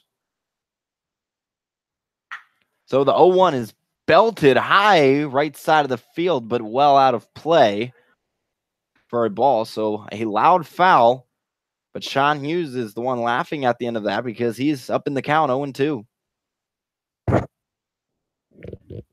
Hughes, his longest outing before this has been just 1 inning pitched. He's been in there for 1 1/3 currently. The 0-2 is kicked and delivered, hit hardly over to second base, but making the nice play is Tyler Brosetti for out number 1. And the backhand play is always a difficult one to make. Didn't have time to get in front of it, but great overall play from Brosetti. So with 1 down, that brings up the shortstop, Willie Escala, the Miami Hurricane. He is 1 for 3 tonight. Came around to score the Bucs' first run back in the 1st inning.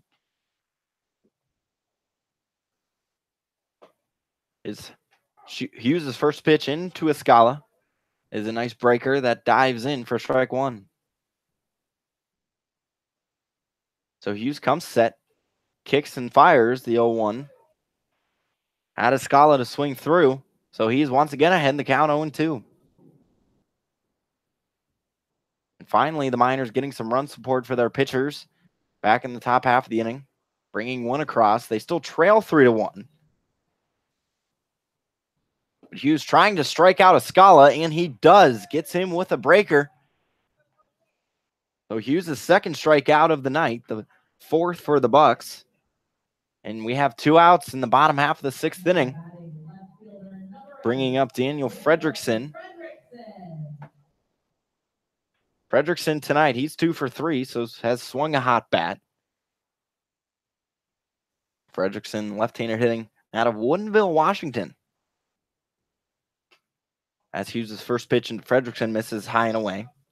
Fredrickson, back at Bothell High School, hit .441 with a .487 on-base percentage his senior season. And he pops this one up to the left side of the infield. Under it is Drew Swift, who makes out number 3 of the inning. So Sean Hughes makes quick work of the Bucs once again, but the Miners still trail the Bucs 3-1. And when we come back, we'll have Connor Mills back on the call for innings 7, 8, and 9.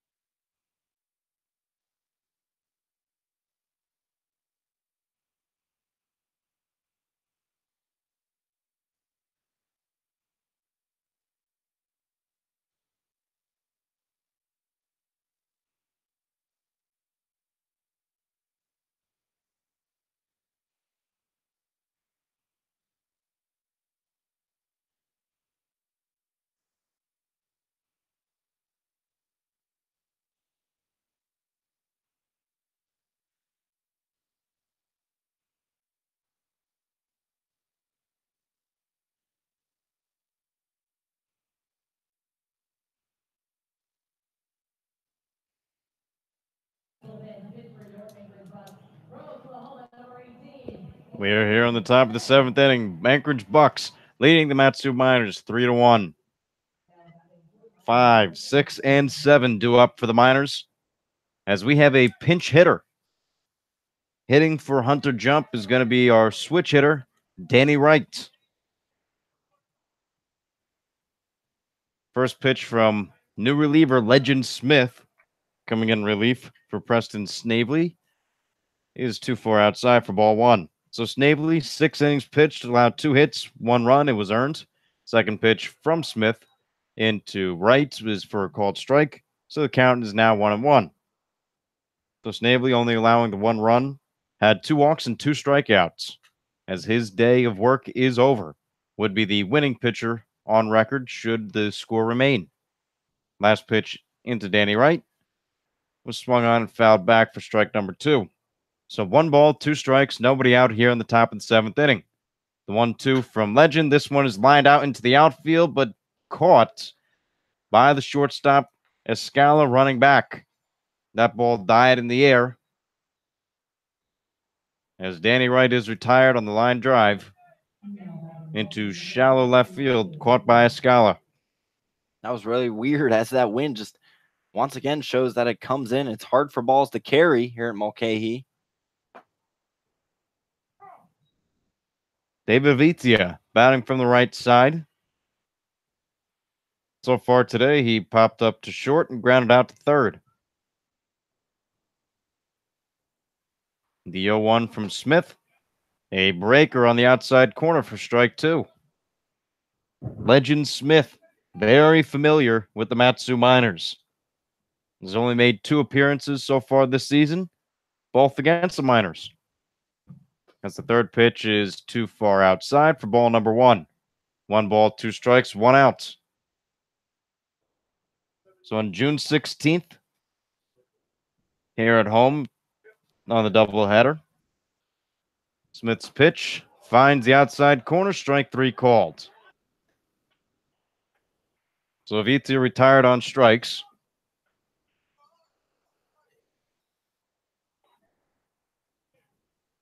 As that brings up Caleb Van Blake.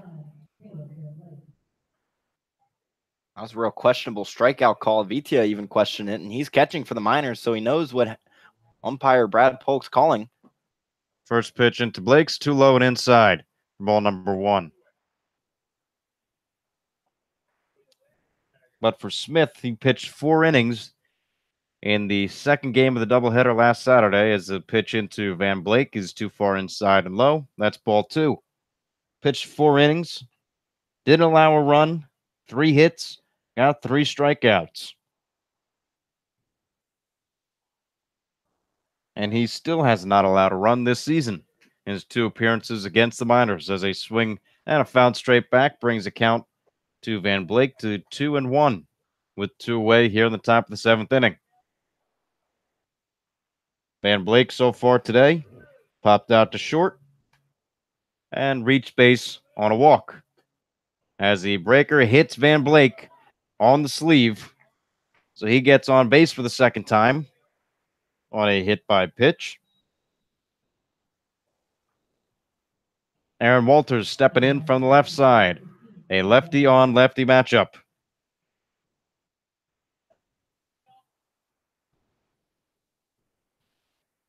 That hit by pitch could be a little spark the Miners need here to maybe tack on one more.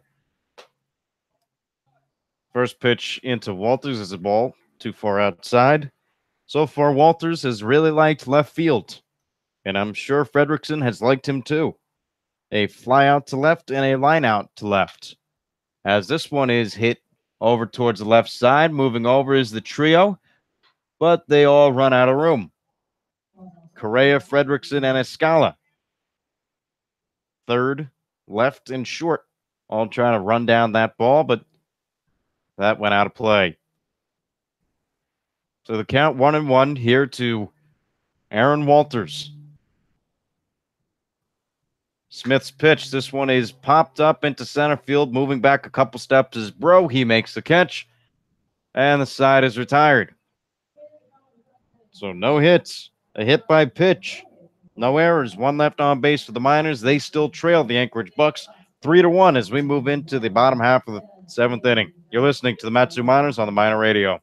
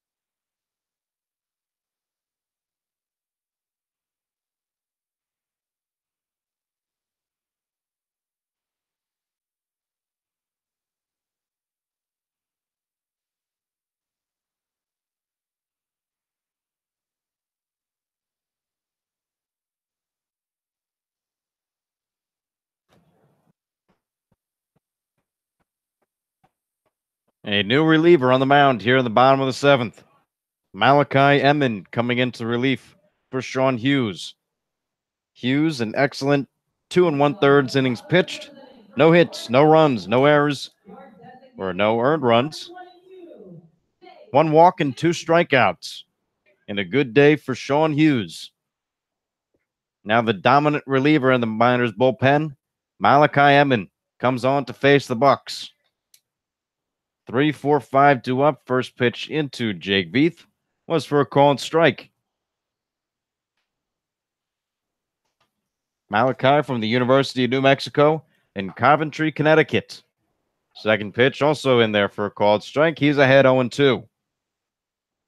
And for Malachi, season stats, well, they've been tremendous. No runs in 6 games. 8 innings pitched, 14 strikeouts, and half that for walks, as Jake Veith fouls it back towards the right side. So 14 strikeouts to 7 walks, and has only allowed 2 hits.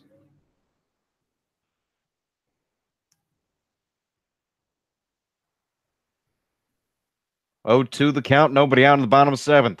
Malachi's pitch. Did he go? No, he did not. So the count goes to 1 ball and 2 strikes. I tell you what, Emmond, knowing he was on a few draft boards, did not get drafted. So pitching with a lot of purpose so far in this season for the Miners. He may not have gotten what he wanted to get drafted, but sometimes it takes that, as that one is taken for a called strike 3.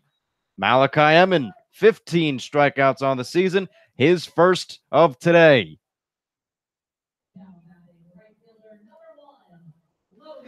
I tell you what, he is just something else. He doesn't just retire guys, he strikes guys out, and to do that as a pitcher is so difficult. But Malachi Emmond is doing a great job at it so far this season for the Miners. So first pitch swinging is Logan Enos. Fouls it back on the right side. And just to show you how dominant Malachi has been, 15 strikeouts now. He's at and near the top of the strikeout list in the ABL, as that ball misses low and away. And as a reliever, Connor, he's not even a starter. That's very impressive. So he's tied for 4th in the ABL with now 15 strikeouts. Swing and a miss from Enos. Puts a count to 1-2. And I'd imagine most of the guys on that board are starters, and they see a lot more batters than Malachi does, normally pitching in 1 to 2 inning stints. Malachi Emmond from the stretch. He deals. Swing and a ground ball up the middle for a base hit. The 3rd hit against Malachi on the season. First hit against him today. As the hit total now piles up to 7 against the Miners. Bucs 3 runs on 7 hits. Miners 1 run on 2 hits. So Logan Enos getting on base for the 2nd time today. And at the plate, Tanner Treadaway.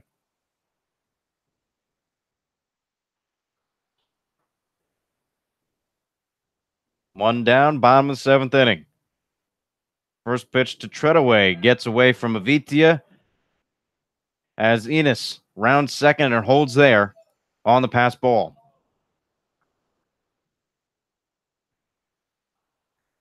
Enos started to swing. That may have blocked Avitia's view of catching that one.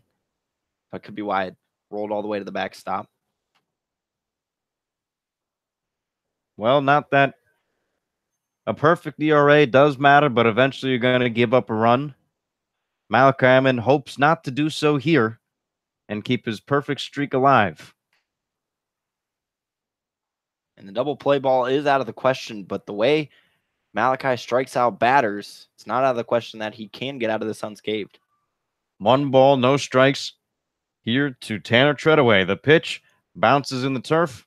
This one is blocked by Avitia. Count now 2 balls and no strikes.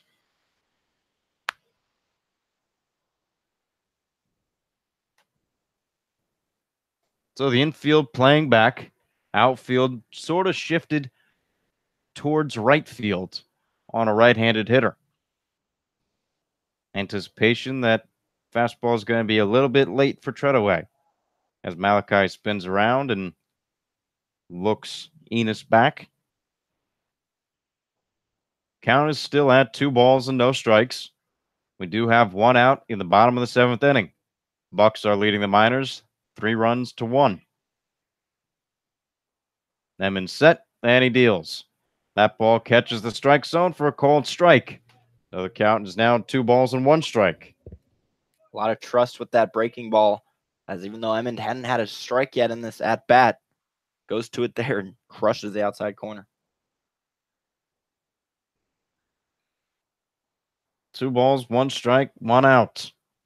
Malachi Emmons looking back at second. Now he deals.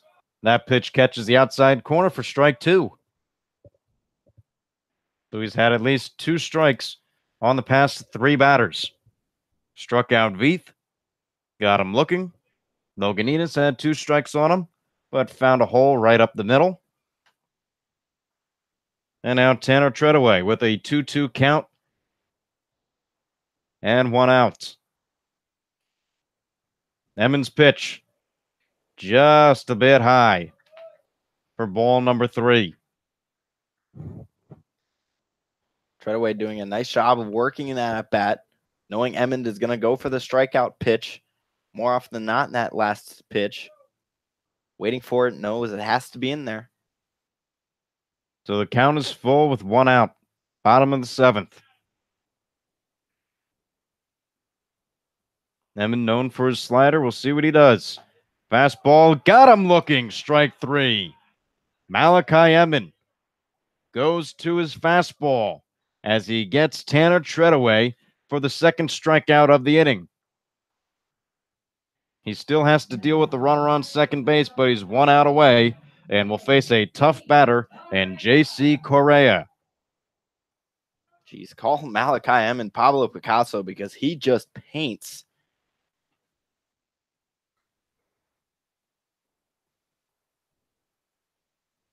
Emmons pitching from the stretch, looks back at second, now at Avitia. He deals, finds the outside corner for strike 1. So far on the day for Correa, grounded into a fielder's choice in his first time up in the 2nd. Reached base on a walk and grounded out to short his last time up. Batting from the right side, 2nd pitch into him is also on the outside corner for a strike. Malachi Emmons finding and painting the outside corner.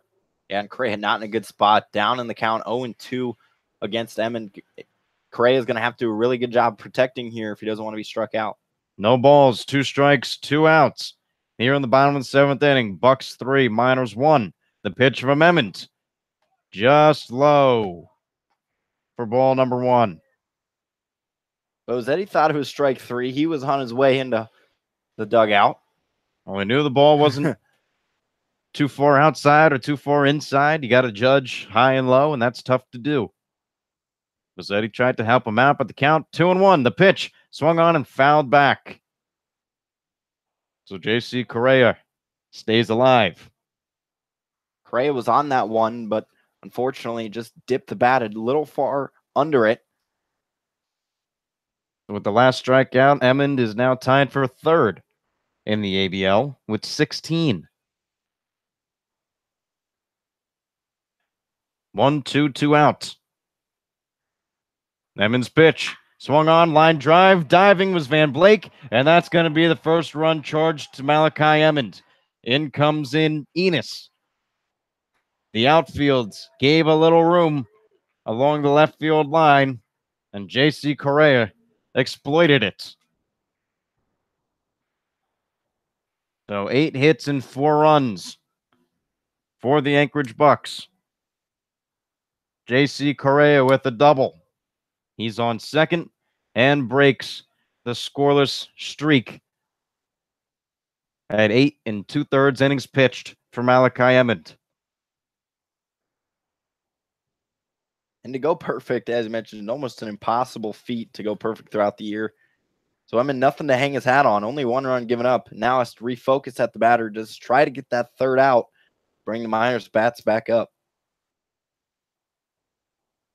So some interesting trivia. Right now, Spencer Henson is the only one with a 0.00 ERA, as well as Hank Boyer out of Wasilla, Alaska.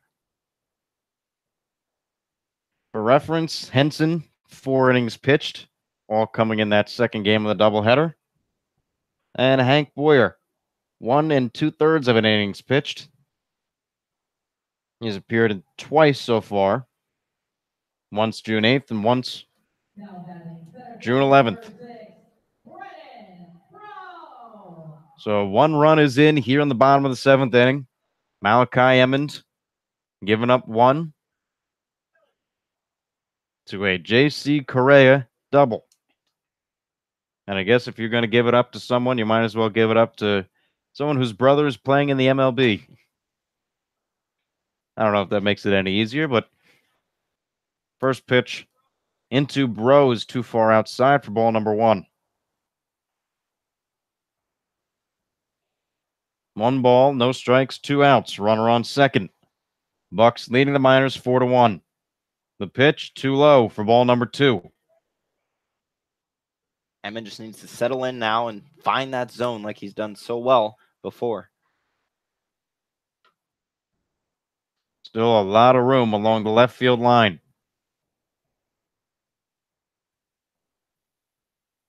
2-0 the count and the pitch. Too high. So ball number 3. So 3 straight balls since the pitching meeting with the pitching coach Jeff Erlab.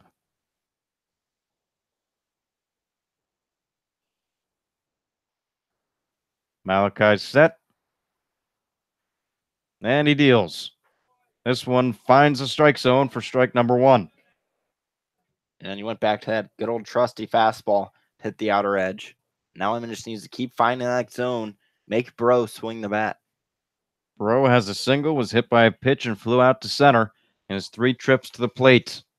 He stands in on the left side with the 3-1 count. 3-2.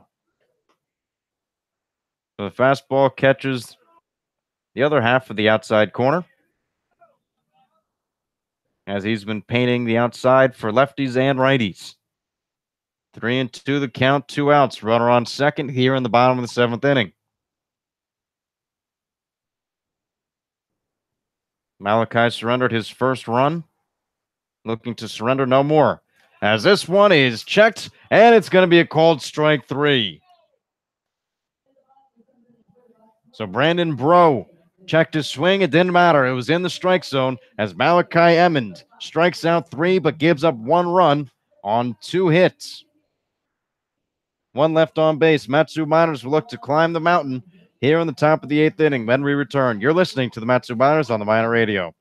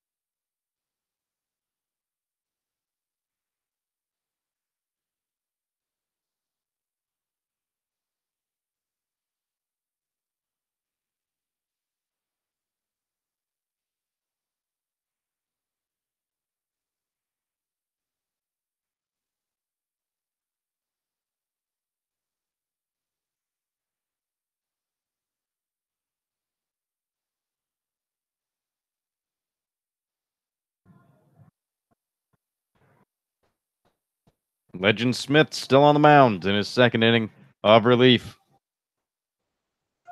Leading off for the Miners, Tyler Bassetti. So Malachi Emmons got 3 strikeouts in the bottom half of the 7th inning, but on 2 hits, allowed 1 run, his first of the season. First pitch from Smith into Bassetti's too far outside for ball number 1. As it stands, Preston Snavely would be the winning pitcher on record, And on the other half would be Asa Lacy. Second pitch into Passetti. Outside for ball number 2. So 2-0 the count, nobody out, top of the 8th. Miners down 3 runs. Fastball catches the outside corner, make the count 2-1. Right now, the Miners just need to add people on base in any way they can to put some pressure on these Bucs pitchers. Currently, they've only left 3 on base in total this game. Raker misses low and inside. Count in favor of Bassetti. 3 balls and 1 strike. Because one thing, if you leave a lot of guys on base, but because that way you can say you haven't capitalized. Today, they haven't even said that they haven't capitalized on runners on base. Only 3. Well, 4 runners left on base. 2 hits and an error. And only 1 run. Pitch into Passetti. Finds the outside corner for strike number 2. Count runs full.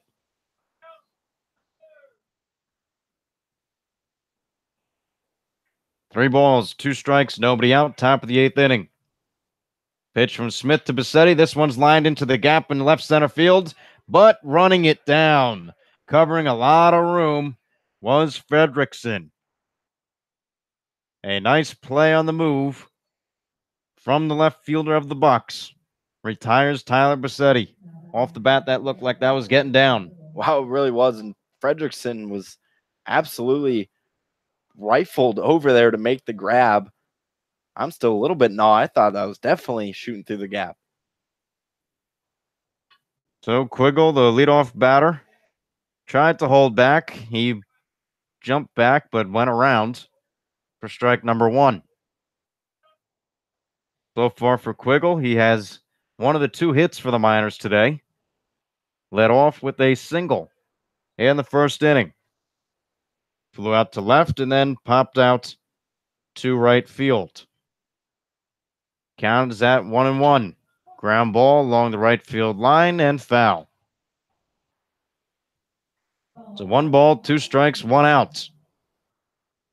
Bucs throw the ball around a little bit. That one is picked up by a Buck player on the bench.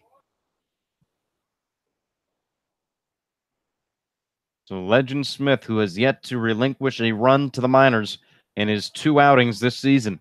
A check swing by Quiggle. He did not go around. Count goes to 2 balls and 2 strikes.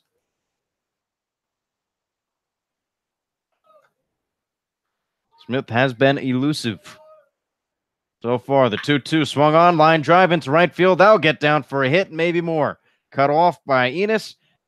Quiggle will hold off at first as the ball gets by the shortstop Escala. But Quiggle will still remain. So 3 hits on the day for the Miners, 2 of them coming from Kona Quiggle. And looking for his first hit of the day is Drew Swift. I tell you what, that could be the spark maybe by the Miners as the dugout with some energy after that hit. Well, the Miners looking for anything. They went 11 innings yesterday. Scored 2 runs. Today, we're here in the top of the 8th inning with 1 out. First pitch to Swift was for a ball, and Miners have only scored 1 run. Smith looking at Quiggle, decides to go home. Swift fouls it back. So 1 ball, 1 strike, 1 out. Here in the top of the 8th inning, Anchorage Bucs leading the Matsu Miners 4-1.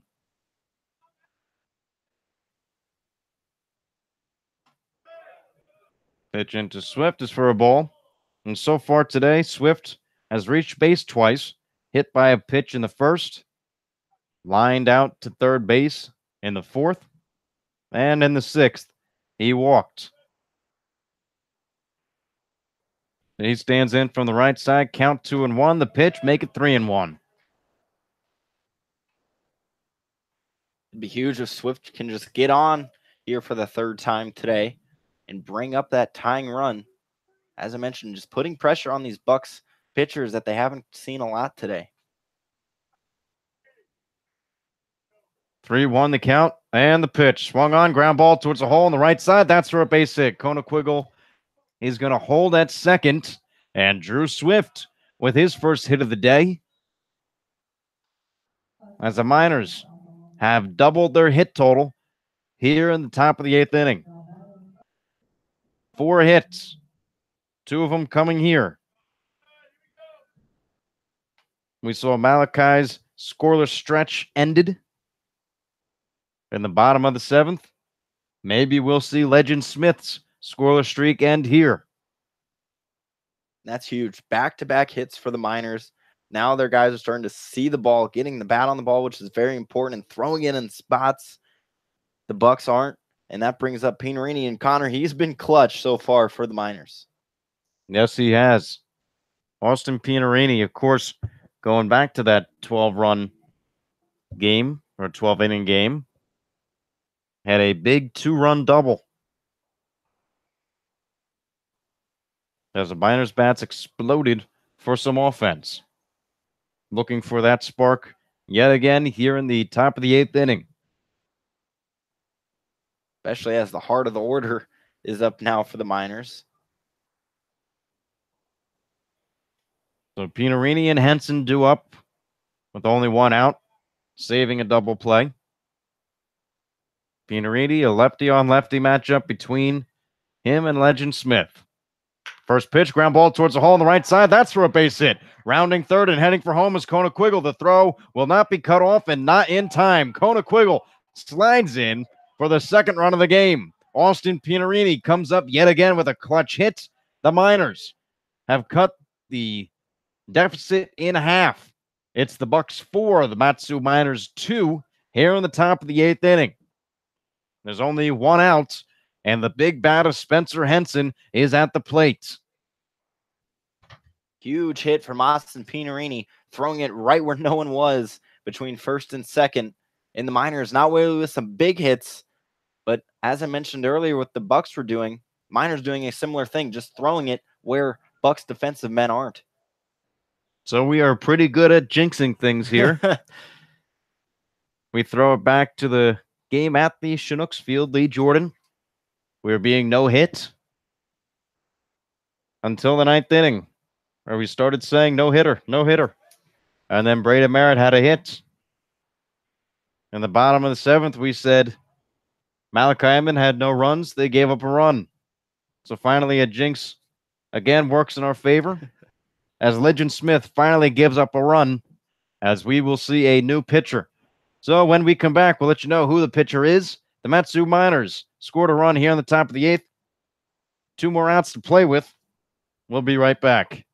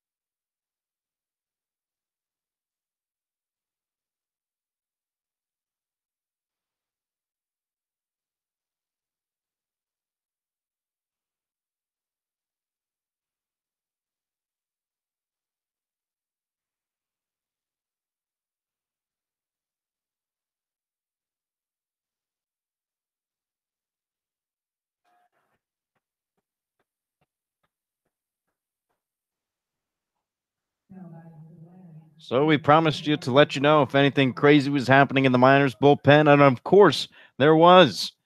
The construction caps are back out there again, as the Miners are rallying here in the top of the eighth inning. One run is in, thanks to an Austin Pinerini RBI single. The Miners still trail the Bucs 4-2. The new pitcher, Adrian Mardueno. First pitch to him, to Henson, is for a ball. And Mardueno, maybe our jinx powers will work again. Has not allowed a run. He's appeared 3 times and once against the Miners.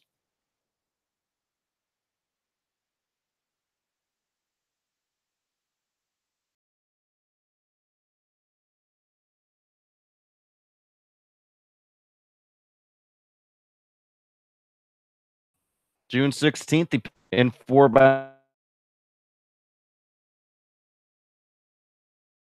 batters faced. No runs allowed, but he has a runner in scoring position here in the top of the eighth as Henson flies this one back and foul. So the count is now 1-2. Drew Swift is on second. Any ball put in play, you'd have to imagine if it's a hit, Swift would score. And on first base is Austin Pinerini. Spencer Henson down in the count, 1 ball, 2 strikes, 1 out. Top of the eighth inning. Adrian Mardueno on the mound.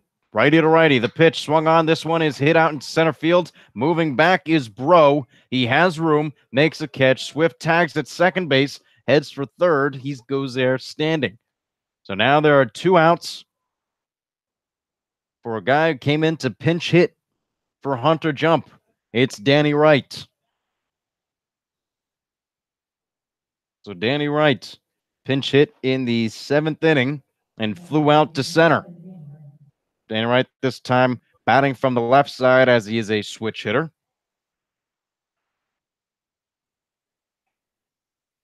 So now there are 2 outs, top of the 8th inning, runs on the corners. First pitch to right, fouls it off towards the left side. Most importantly, that tying runs over at first. And if Wright can lace one in an extra base hit, you got to think there's a chance that the Miners can tie it up. Pinerini, normally a catcher. He's in left field today, but has good wheels. The pitch from Mardueno sails high and outside. 1 ball, 1 strike, 2 outs. Top of the 8th inning. 1 run is already in, as the score is 4-2. Bucs over the Miners. Pitch to Danny Wright, swung on and missed on the outside corner. So the count goes to 1-2. Should Wright keep this inning alive? On deck is David Avitia. So Pinerini at first, Swift at third, Danny Wright at the plate. Mardueno's 1-2. Swing, ground ball up the middle. Running on the play was Pinerini, but he is put out at second. So the Miners rally is put to a halt here on the top of the 8th inning, but not before. We had 3 hits, 1 run. It was earned, no walks, and a strikeout. So the Anchorage Bucs are still leading the Matsu Miners 4-2 as we head into the home half of the 8th inning. You're listening to the Matsu Miners on the Miner Radio.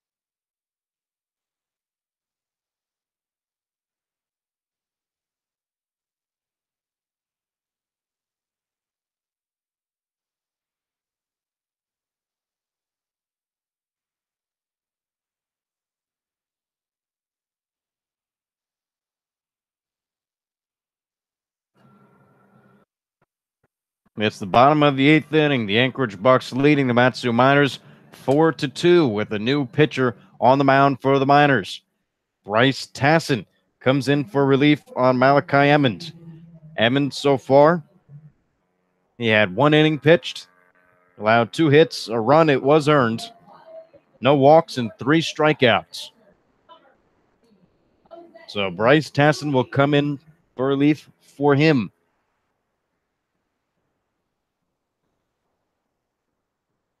First batter up, he'll face is Jose Ruiz.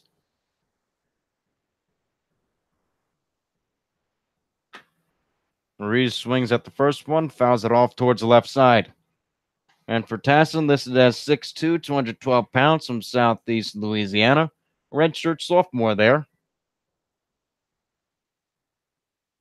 Also from Walker, Louisiana. The pitch. A breaker misses inside, even up the count at 1-1. So for Tassin, the Miners have used him in 5 appearances. As this one is too low and outside, 2 balls and 1 strike. He has been the late inning reliever. And with that, sometimes comes the tough, as he has 2 losses on the season, but an ERA of 3. Last pitch into Ruiz was for a ball, so 3 balls and 1 strike with nobody out in the bottom of the 8th. Ruiz offers at that pitch, fouls it off. Count runs full. In his last outing against the Chinooks, Tassin went 1 inning, only allowed a hit, struck out 1.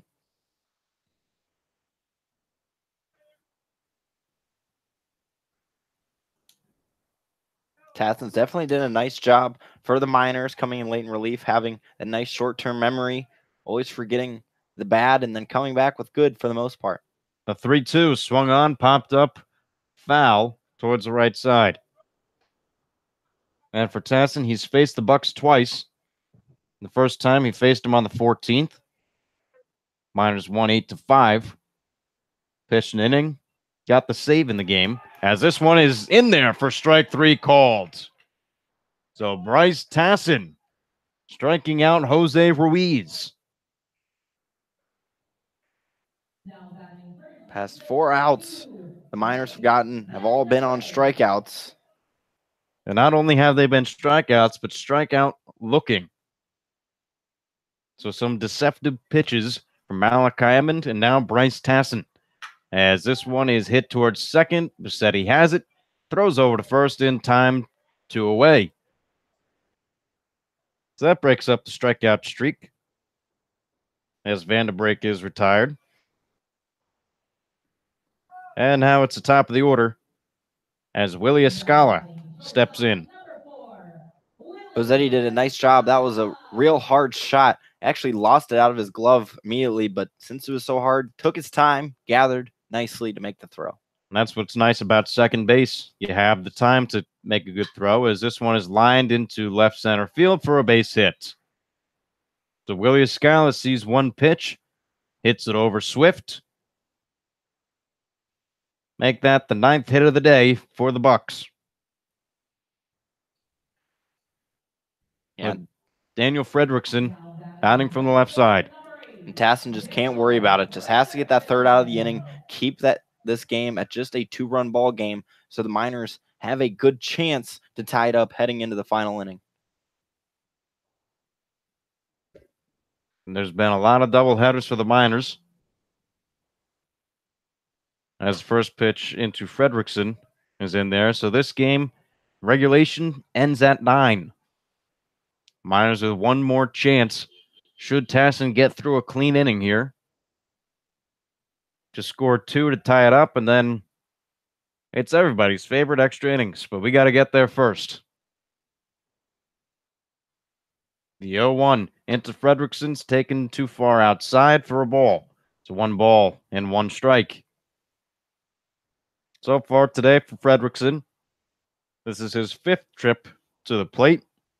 Flew out to left, has a single, an RBI, fielder's choice, and then popped out to short. Tassin's pitch swung on and missed. Getting a little comfy over at first is Willie Escala. A big secondary lead draws the attention of David Avitia. So the count, 1 ball, 2 strikes, 2 outs. Here in the bottom of the 8th. Tassin pitching from the stretch. Looks up and down. Shakes his head yes for a long time. And then finally, Fredrickson calls for time.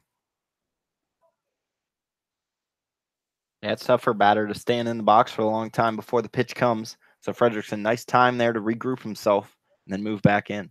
Well, you always got to stay loose at the plate, and when you're frozen there like that, it's a stall tactic from Tassin as he's ready for the 1-2. Swung on and missed, strike 3. Bryce Tassin with a clean outing here in the bottom of the 8th. Matsu Miners will come to the plate and will look to tie it or more as they are down 4-2 to the Anchorage Bucs. You're listening to the Matsu Miners on the Miner Radio.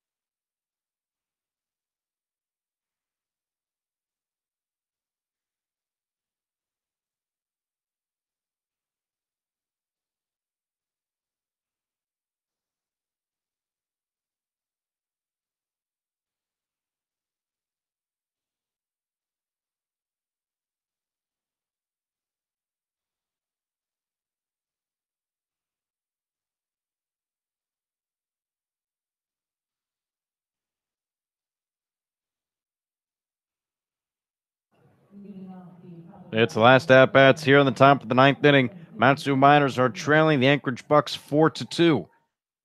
Due up, Avitia, Van Blake, and Walters. Avitia today popped out to short, ground out to third, and struck out looking. First pitch into him is too low and inside for ball number 1.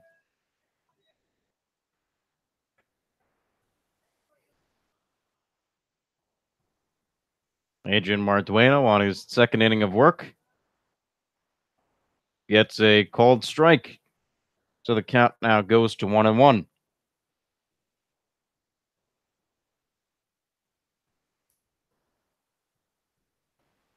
So 1 ball, 1 strike to David Avitia. Nobody out here, and that's going to be taken for another called strike. He's down in the count 1-2. So as we finish up this game, it's an off day for the Miners tomorrow on Thursday the 21st. And then we're back here at Mulcahy Stadium as a ground ball fouled off by David Avitia. On Friday, we're back here at Mulcahy Stadium against the Glacier Pilots. And then we return on Saturday for the 10 p.m. game. Something rare and unique here in baseball. 10 p.m. game as Avitia flies this one. It's a high pop-up, shallow outfielder, moving back, and then coming in to make the catch is Fredrickson. The Miners are down to 2 outs here on the top of the 9th inning. Nice communication in the outfield between Fredrickson and Escala. So Adrian Mardueno, who has yet to give up a run for the Bucs so far on the 2018 season, will face in Caleb Van Blake, who takes a fastball on the outside corner for a called strike. So as the scoreboard reads, 2 runs, 5 hits, an error for the Miners. 4 runs, 9 hits, no errors for the Bucs. As a fly ball foul from Van Blake.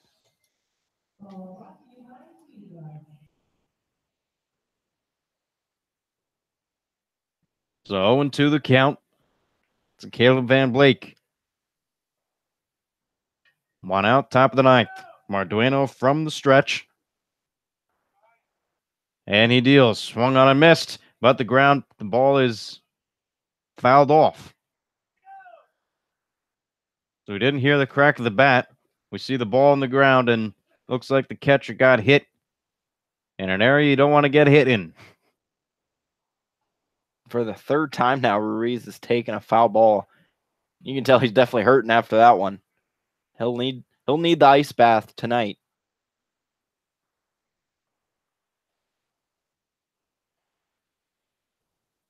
So 0-2 the count remains to Caleb Van Blake. 1 out, top of the 9th inning. Mardueno is set, and he pitches. Swung on, fouled back over the stadium, and out of play. Van Blake just having to protect here with 2 strikes, especially in what could be the Miners' final at-bats unless they can extend this game somehow. Just has to get out on base any way possible.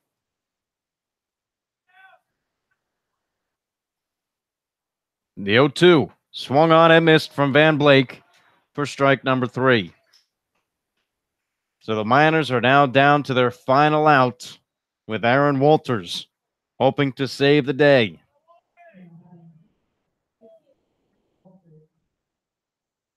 And the Miners have only struck out 4 times today. Miners always put in contact as they swing and a miss from Walters.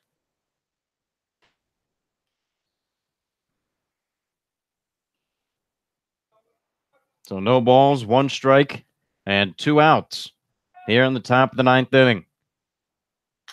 This ball is lined foul and over at the batting cage.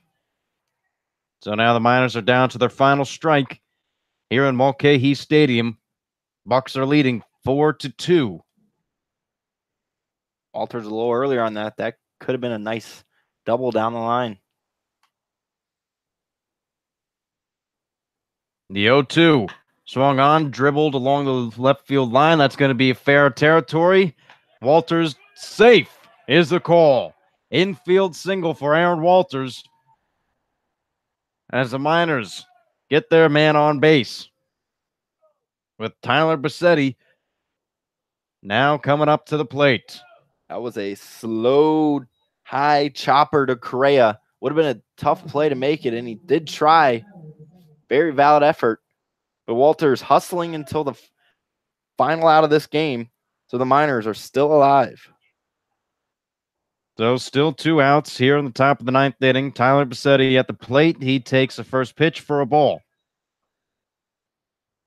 A very slow roller and a high chopper from Aaron Walters. That's his first hit of the day. The 0-1 or the 1-0. Foul back. Make that 1-1. Bassetti on that one, which is good. Looking for a major hit. Did have one in game 2 of the doubleheader on Saturday to get things going in the 12th for the Miners. So the tying run is at the plate in Tyler Bassetti. Aaron Walters at first. Adrian Mardueno on the mound. He deals, swung on and missed from Bassetti. And yet again, the Miners are down to their final strike in today's ball game.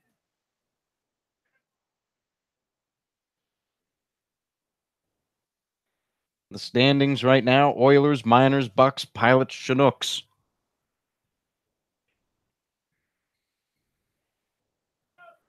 The 1-2 swung on, ground ball over to third, but foul. Tyler Bassetti stays alive. That's all you have to do. Any pitch near the zone, even if you don't like it, you have to foul it off any way possible. The Bucs are on the verge of snapping their 2-game losing streak and also halting the 3-game winning streak from the Miners. 1-2 the count, 2 outs, top of the ninth. Aaron Walters at first, Mardueno on the mound, Bassetti at the plate. He deals, swung on, ground ball. Catcher Ruiz puts it out at first. And with the strikeout, Adrian Mardueno gets the save. So the Anchorage Bucs go to 7-8 on the season. The Matsu Miners fall to 500 at 7-7. Still are in second place in the ABL with the loss. Preston Snavely gets the win. Asa Lacey credited with the loss. Snavely again, 6 innings, 2 hits, 1 run. It was earned and got 2 strikeouts. As the Miners' bats just fell flat for this game. So the Miners with an off day tomorrow. They're back in action against the Glacier Pilots on Friday. We thank you for listening in to the Matsu Miners broadcast. It was our pleasure. For Brad Rocker, I'm Connor Mills, signing off.